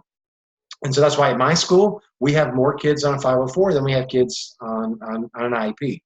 On the other end of our county here, where I was principal before, not as high income. It's still a high income school, but not as high income as the one I'm in now. There weren't as many kids with 504s because parents didn't know that 504 was a thing out there. But we served a lot more kids with IDEA at that school. And so I get what you're saying. Do I think there'll be a challenge? I don't know. But just watching over my years of being a principal, my 6th year being a principal, starting my 7th year, the numbers of 504 cases has gone up exponentially at both schools.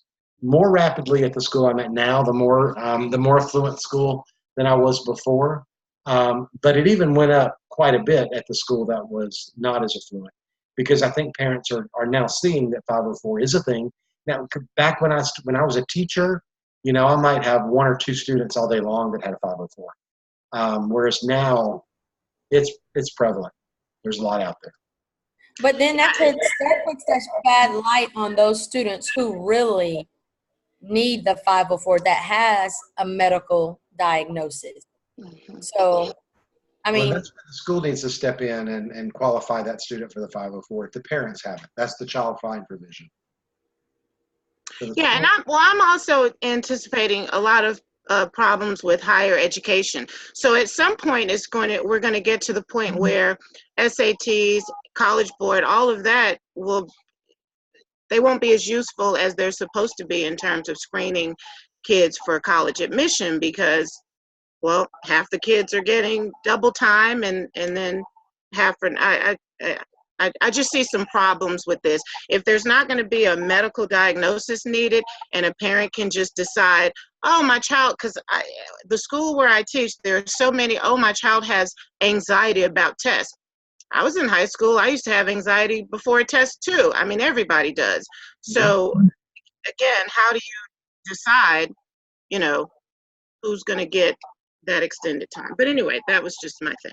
No, I understand exactly what you're saying, but that's where it goes back to the law. We look at the law, and that slide, I won't go back there, but said there's got to be something that limits a major life activity. And but there doesn't have to be a diagnosis. If he's generally thought that the kid has this impairment that substantially limits a major life activity, that kid would qualify for 504. All right, moving on, because we got to. The third piece of legislation is the Americans with Disabilities Act, or ADA, as you know it. This legislation was from 1990, so it's relatively new legislation, though it has some pretty big impacts towards schools. It's considered to be the most sweeping anti-discrimination law since the Civil Rights Act of 1964, because it really does affect many areas of general life, not just education. ADA affects many areas of life. It covers a much broader area than IDEIA or 504. It covers employment, public works, telecommunications, and much more. It was passed by Congress and prohibits discrimination in both the private and public sectors. Whether or not you receive funds from anybody, it doesn't matter. It was a sweeping legislation that has a great effect. Title II of the ADA prohibits discrimination in all state and local government programs, including public schools, regardless of their funding sources. And so we are subject to the elements of ADA simply because it exists, because of the Title II. It does have similar provisions to 504 in that students that have a disability receive some of the same protections of those students with 504. Title II says no qualified person with a disability shall, by reason of such disability, be excluded from participation in or be denied the benefits of the services, programs, or any activities of a public entity, or be subjected to discrimination by any such entity. That sounds very similar to the wordings of 504. So some of the regulations are that there has to be modifications for accessibility. So that the public buildings have to be accessible to students with, or to people with disabilities. That's why there are curb cuts so that people with disabilities can walk on a sidewalk. It's why there are elevators in two-story buildings, things like that. It does require that reasonable accommodations be made for individuals with disability. Our impact is it must make our public areas barrier-free. And so that's why some stadiums had to put in new handicap seating areas. Auditoriums had to have handicap seating areas, and that all new constructions must meet ADA guidelines for barrier-free construction. Old construction was grandfathered in. You will find that a lot of schools now are being built one level as opposed to two, because elevators are very, very expensive. And if you have a two-story school, the elevator has to be there because it has to be ADA compliant. And so old buildings don't necessarily have to have that compliance, but any new construction or any new renovation has to be brought up to ADA guidelines. So that gets us through those three major legislations of disability law. And so for the next few minutes, we're going to go specifically to talk about employment law and tort liability. This is segueing into the second section. And if you don't mind, I'm just going to barrel on because we've only got about 10 more slides left. I'm going to barrel on instead of taking a break so that we maybe can finish up just a little bit early. I know it's a lot of information for you tonight, but I want to make sure that you've got everything you need and that we have some time at the end to talk about finishing up and what's required for the final exam. So tort law, you've not read this chapter yet in your book, but tort law talks a little about our liability as educators. And so this is important to you not only as a teacher leader, but it's important to you as a teacher to know in what ways you may be liable to some type of legislation or some type of lawsuit. Our essential questions for this section are: what is tort law? What is sovereign immunity? What limits exist to sovereign immunity, and in what situations negate sovereign immunity? Okay, we'll talk about what those are in just a minute. So tort law covers concerns of liability as a result of a teacher's, school board members, or administrator's official action or inaction. So tort law covers liability. In what areas are you liable, or what areas are you negligent, which would make you then liable of some type of action, a civil action? Some examples of concern are if a liability for injury or death of a child while at school. Are you liable for that child's injury or death if they are under your supervision? Liability while administering corporal punishment. Corporal punishment is still on the books in Georgia. It is still legal to spank a child in Georgia. I don't know very many school systems that do that still, but it is legal in Georgia to spank a child. And tort liability covers the type of liability that you assume if you administer corporal punishment.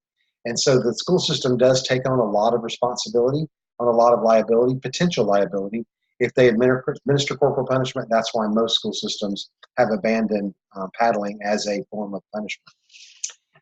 Liability for depriving someone of his or her constitutional rights. Could you be brought up for a civil suit because you failed to give someone their free speech right, for example? Liability for malpractice. Is there anything that we do that is malpractice that could hurt a student in the long run? If you fail to educate a child effectively in third grade, could you be sued for malpractice? Like a doctor could be sued. So a definition would be a civil wrong in which one suffers loss as a result of the improper conduct of another. That's what tort liability or tort law deals with. A civil loss, a loss based on someone's ineffectiveness. Approximately half the states have what is called sovereign immunity, which limits liability of torts committed by school districts, school board members, or employees. In Georgia, we do have sovereign immunity.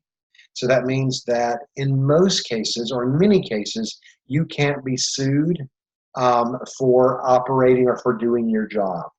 And so the courts will throw out a case. Well, people can sue you for anything, but they will throw out a case if you are sued for doing your job. It is grounded in the notion that the government is sovereign and that cannot be sued without consent. In other words, the government can do no wrong. The king can do no wrong. That's where the idea of sovereign immunity came from. It protects the limited resources of governmental agencies. We don't have a whole lot of money, and so we can't be subject to these multi-million-dollar lawsuits because we have limited resources. And so that's why the sovereign immunity was put in place that limits the amount of restriction or the amount of sanction that could be put on schools or on school boards. And that doesn't mean school boards can't be sued. They can. But the sovereign immunity does limit some of the things that we can be sued for. There are many people, however, that are critical of sovereign immunity because it leaves the injured party without means to be compensated for losses. And so if we've got a student who is injured at school and sovereign immunity says that you can't sue a teacher individually for that, then that limits that victim's ability to sue for damages. And because of this, in approximately 30 of the 50 states that have it, it has been adjusted because of that to give some limits to sovereign immunity. So typically, sovereign immunity is limited to improper conduct and performance of discretionary duties. And so those are duties that there's no set policy of procedure. So if you've got a teacher handbook and your teacher handbook says that you are to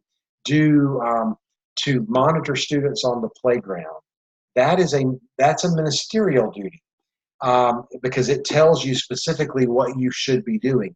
A discretionary duty is something that you use your discretion to decide because there's no set policy or procedure. Sovereign immunity says that if you are just using your discretion and you are acting in the best interest of kids, that in most cases you can't be sued for that. However, it does not apply to improper conduct and performance of ministerial duties. And those are duties where there is a procedure or a policy that exists. So if you've got a policy that you are to be monitoring kids while they are on the playground, and you are not monitoring kids while on their playground because you're looking at your cell phone on Facebook, sovereign immunity doesn't apply in that case because you've not adequately supervised kids. Okay, so you are negligent in that situation, and so you could be sued. Sovereign immunity would not apply to you. Georgia is a sovereign immunity state that is extended to school board teachers and administrators. So under federal law, there is the Civil Rights Act of 1871, and Section 1983 says that a person operating under the color of the state may be held liable if the person violates another person's civil rights. And so even though we have sovereign immunity in Georgia, if you violate another one's civil rights, that sovereign immunity would not apply. That educators are not protected against discrimination of any kind. And so if you discriminate against someone, that sovereign immunity does not apply in that case. Title IX says that educators are not protected against intentional sexual harassment.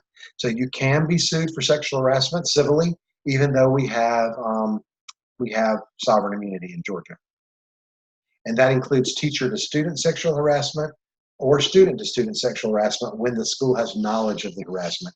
If you ignore that, you could be held liable for ignoring student-to-student sexual harassment. Different types of teacher liability. You could be liable for intentional torts like assault or battery. If you hit somebody in the school, you could be sued for that because that is not covered under tort law, under sovereign immunity. That if you are administering discipline when you are angry, if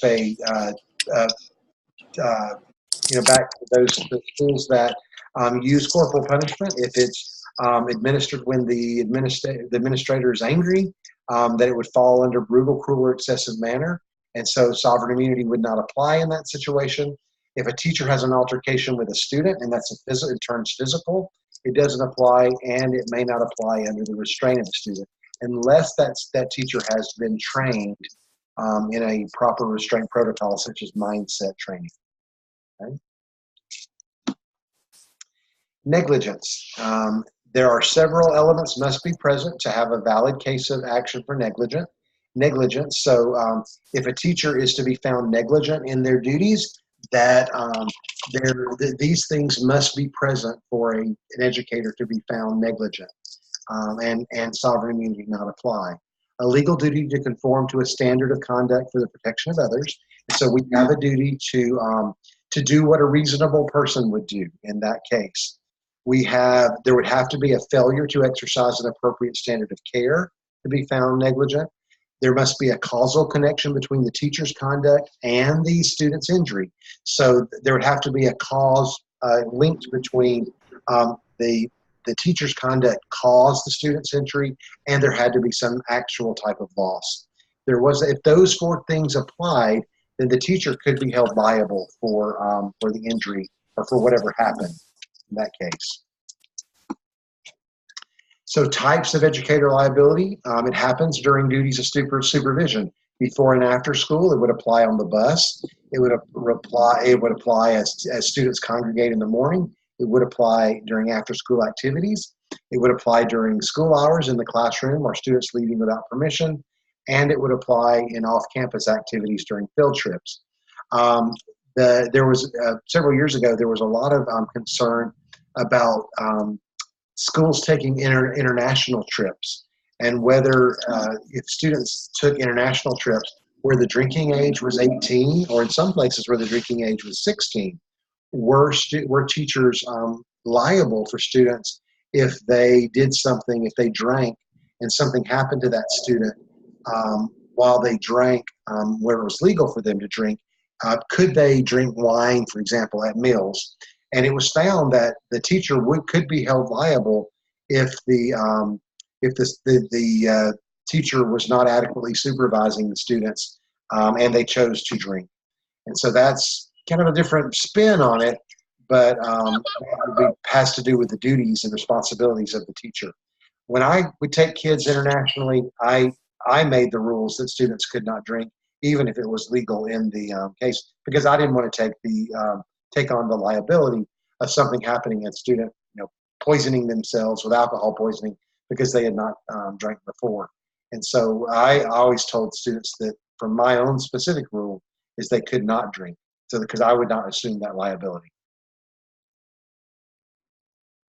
So some other considerations of liability is written parental consent, that there must be some type of parental consent, participation in extracurricular activities, parental consent for transportation. If you put a kid on a bus and there is no parental consent to that bus ride, then you are assuming liability, and you would not be protected by sovereign immunity.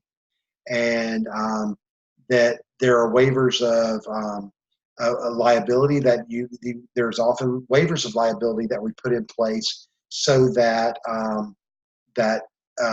teachers try to protect themselves. But if the waiver is signed and the teacher is still negligent, then tort law would still apply.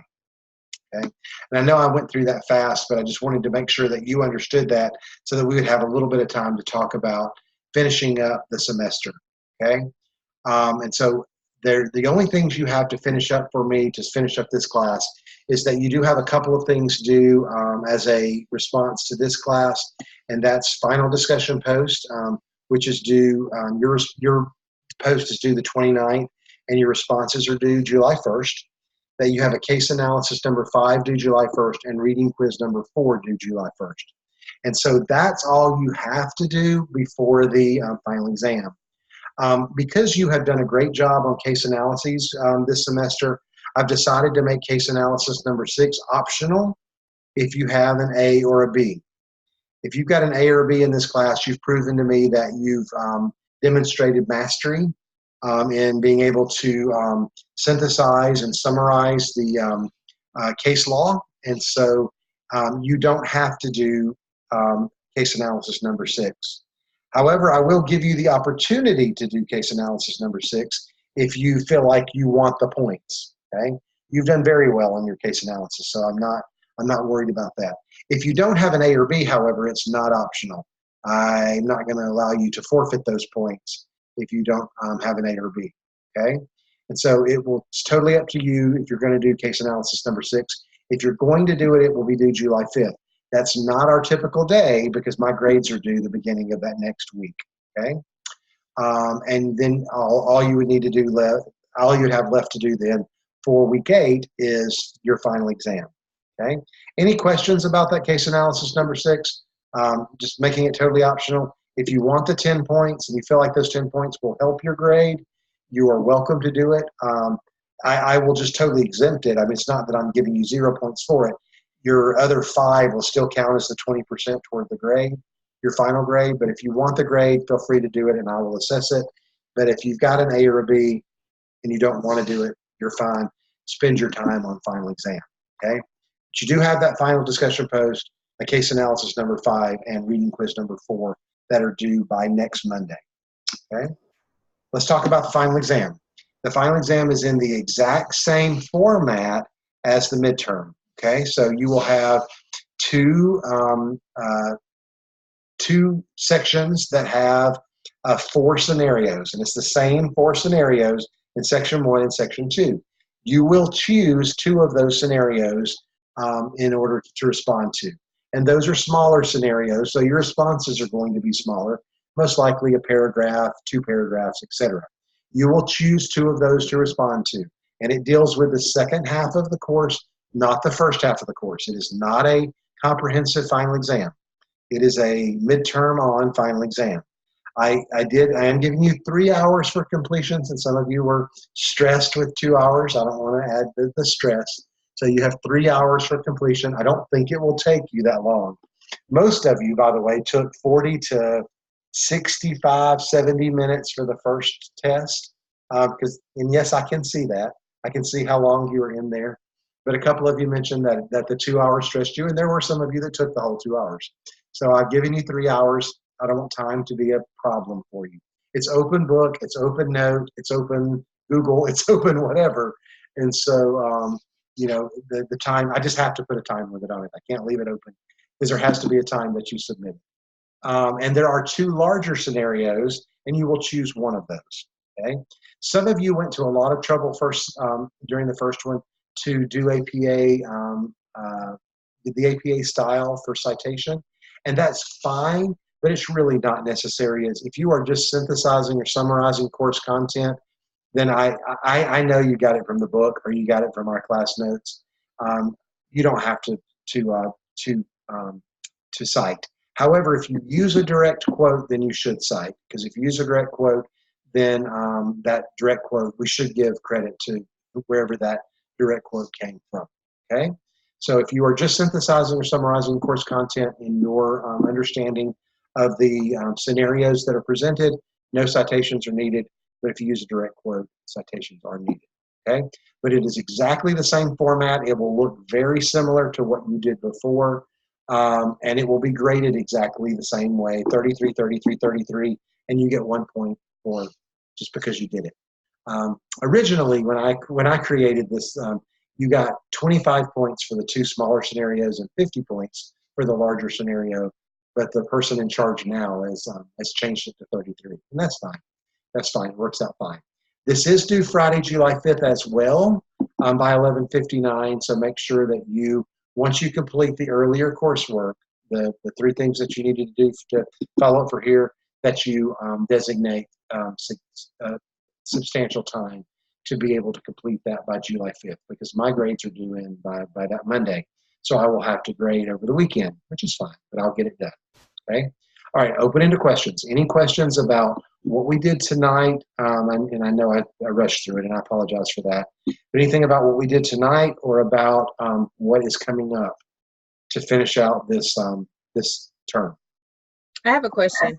Yes. I know it says that the final is locked. Is it going to be locked until Monday, or? I don't remember the date I have opened it. If you will hold on, I'm on share for a second.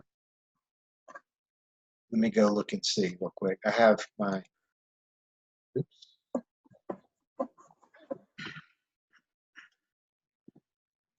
Please stand by.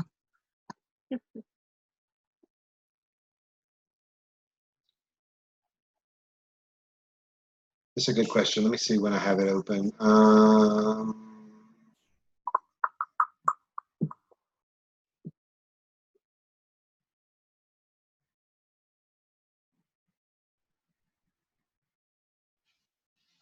right.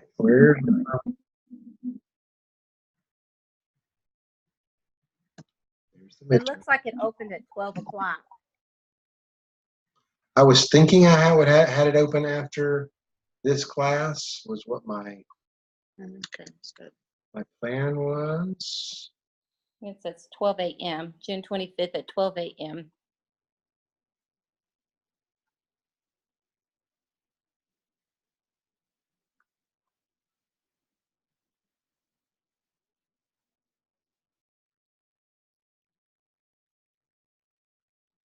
That was my plan, was to have it open today. I will double check that and make sure that it's open. For some reason, I'm not seeing the final exam, but I know it's here. Where who's seeing it? You're seeing it under what? It's under final examination, but you have it's located under quizzes.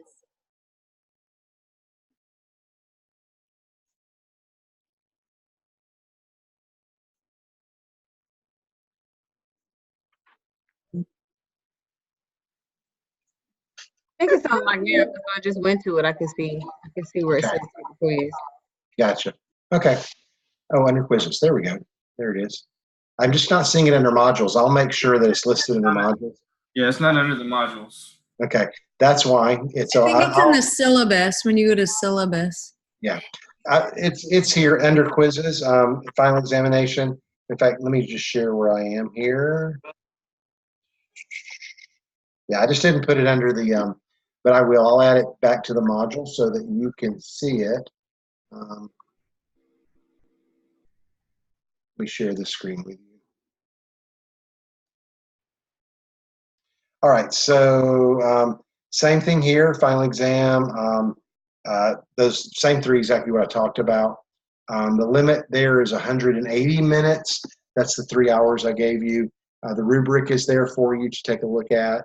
And it is available from June 25th today. So it is open. It's ready for you to take today. And it is due, it's open until July 5th at 11:59. I can't really give you an extension on that because my grades are due. So please make sure that you complete it by July the 5th, okay? So anytime that you are ready after tonight's class, it is ready for you, okay? All right, let me go back to my PowerPoint or my Google Okay, Slides. I have one more last question. Sure. Let's say we take our final, let's say I have an A in the class and I opt out of that final case study, the 6th one. But I do the final and it drops it down to I possibly don't have an A. Could you could you give us a chance to do that last one then, or? Talk to me individually. If that situation happens and you think those 10 points will make a big difference, then what I will do is I'll just recalculate your grade and see if it really would change it with the 10 points. Because remember that 10 points is in a 20% category. And so the 10 points aren't going to change your grade very much at all overall. Okay. So if that happens, I might be persuaded to rate. All right. I like the way you think though, very much. All right. Let me share back to make sure I got everything on this slide. All right, I do. Anything else from you? Any other questions or concerns? Anybody know any I good just things? I just had a quick question, and Sure. I hope no one's irritated by my question. I'm just curious about that case with the bus driver and the due process thing, because I read all of our discussions, and I thought it was interesting. So I'm just curious. I was going to wait after class to ask you, but it kind of seems like, you're trying to wrap it up, which is fine. But I'm just curious about that one. He should have gotten his due process rights. And some of you were very creative in the ways you said he should have gotten his due process rights, and and I thought that was fine. Just because he was incarcerated, that's what you're referring to about the guy that was incarcerated, right? Yeah, that was an Because interesting he's incarcerated. He didn't give up his due process rights because he's incarcerated, and the fact that he received due process for the rape trial did not satisfy his due process rights for his employment termination. Okay. I mean, if you thought differently than that, I didn't necessarily take any points off for it, as long as you justified your answer. But the correct answer is that he should have received his due process rights somehow. Some of you said that he should have been suspended pending that due process trial after he got out of incarceration. That would work. Some of you talked about using technology so that his due process rights could be given through the school system or while he was incarcerated. That would work. But he does not give up his due process right. One type of due process doesn't satisfy another. That's the correct answer. Okay. Right? Yeah, I kind of felt like I was the odd man out. I'm like, oh, okay. Well, now, several of you said you thought that because it was a heinous crime that he did, especially dealing with a student, with a young girl, that he didn't deserve due process. And I understand that point, but remember what you deserve. And some of you got comments from me about moral obligation and legal obligation aren't necessarily in alignment at times. And, morally, does he deserve due process for that? And should he have lost his job? Well, he definitely should have lost his job.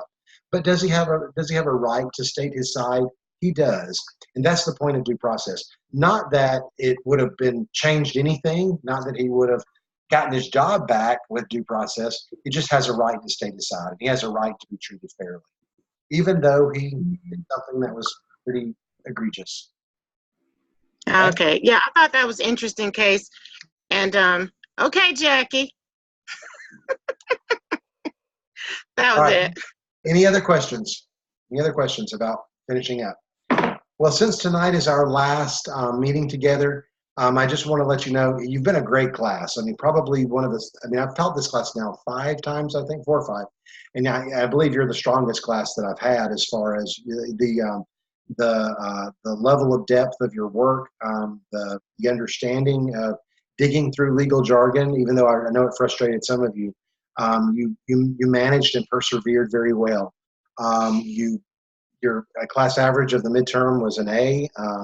It really has been a strong class. So if there's anything I can do to support you in your employment journey, if I can ever write a letter of recommendation for you or do anything like that to help you get a job, and if you're looking to advance to the next level as a teacher leader, if there's anything I can do to support you, I would be more than happy to do that. You've got my contact information, and so feel free to reach out to me. I am well connected in the state, and if there's anything I can do to support you and help you, I would be more than happy to do that, because there's really not a weak link in your class, and I really can't say that very often. I don't throw out compliments easily either. That you do well, and all of you are doing well in the class. I know some of you wish you were doing a little better than you are, but you are all doing well, and that is you've been well engaged, and so it's been a pleasure to work with you. And I hope our paths cross again. This is second go round with some of you, and it's been a pleasure. And so don't hesitate to reach out to me if I can help you in any way. All right. Well, that concludes for me, and I appreciate it. I will also make the evaluation visible on Canvas, so please do the instructor evaluation. That's how I get better in dealing with these classes, right? And I would certainly appreciate your feedback. You've gotten a lot of mine. I hope you will give me yours too. All right. It's been great. Take care. Thank you. Thank you. I've enjoyed the class as well. I've learned a lot. Thank you. Enjoyed it. Thank you. Definitely enjoyed the class as well. Thank you. Good luck to you, and enjoy your one month of summer that you get before real school starts back. Oh yeah, we try. All We right. don't want to talk about that yet. Yeah, you're right about that. I did see Target had back to school stuff out, and I was like, no, it's way too early, Target. Yeah. I Dr. saw Lane. the plots yesterday. Yeah, does somebody have a question for me? I have a me specific question. Okay, Betsy, go ahead. Okay, so the only thing I can figure with that case analysis is that I uploaded it and did not hit submit. So my question is, can I submit it tonight? Yeah, if it won't let you submit it into Canvas, just email it to me. Okay. No, it's still, when I looked back, because I'm like, I know I did that. When I looked back, it doesn't say resubmit. It says submit. So the only thing I can figure is I uploaded and clicked right on off the screen without hitting the submit button the first time. Okay. So, Well, see if Canvas will let you, but it may not because we're after it. And if it doesn't, just email it okay. to me. Okay. Sit there. Did your husband get home? We got him home. So we'll see. He'll be off tomorrow, and we'll see what it's like when he goes back on Thursday. The final diagnosis was a complex migraine, which Okay. apparently mimics the symptoms of a stroke. So Oh, wow. when Well, he it's good that it first, wasn't a stroke. yeah, so when they first admitted him yesterday, that's what they're looking at, going, okay, it's going to be one of these two things, and we're going to have to run some tests to hopefully be able to rule out the stroke. Does he have It's a whole lot migraines easier. regularly? Is this new for him? What? Does he have migraines regular, or is this He new? does have migraines, but one to this extent is something new. Wow. So I had my first migraine at 50, and it was not pleasant. well, this started about, the migraine started about a year or so ago, and he just turned 53. Wow. So, yeah. Well, mine are triggered by shellfish, and so I can't have shellfish ever again. So I'm sad about that. But I would rather not have shellfish than have one of those ever again. It was the worst thing ever. Yeah. Yeah. So All right. anyway, Well, glad you got him home. I am too, and thank you for letting me fix my mistake of not getting it submitted when I should have. We're all human, not a problem. Okay. Take Goodbye. care. Thank Bye. you.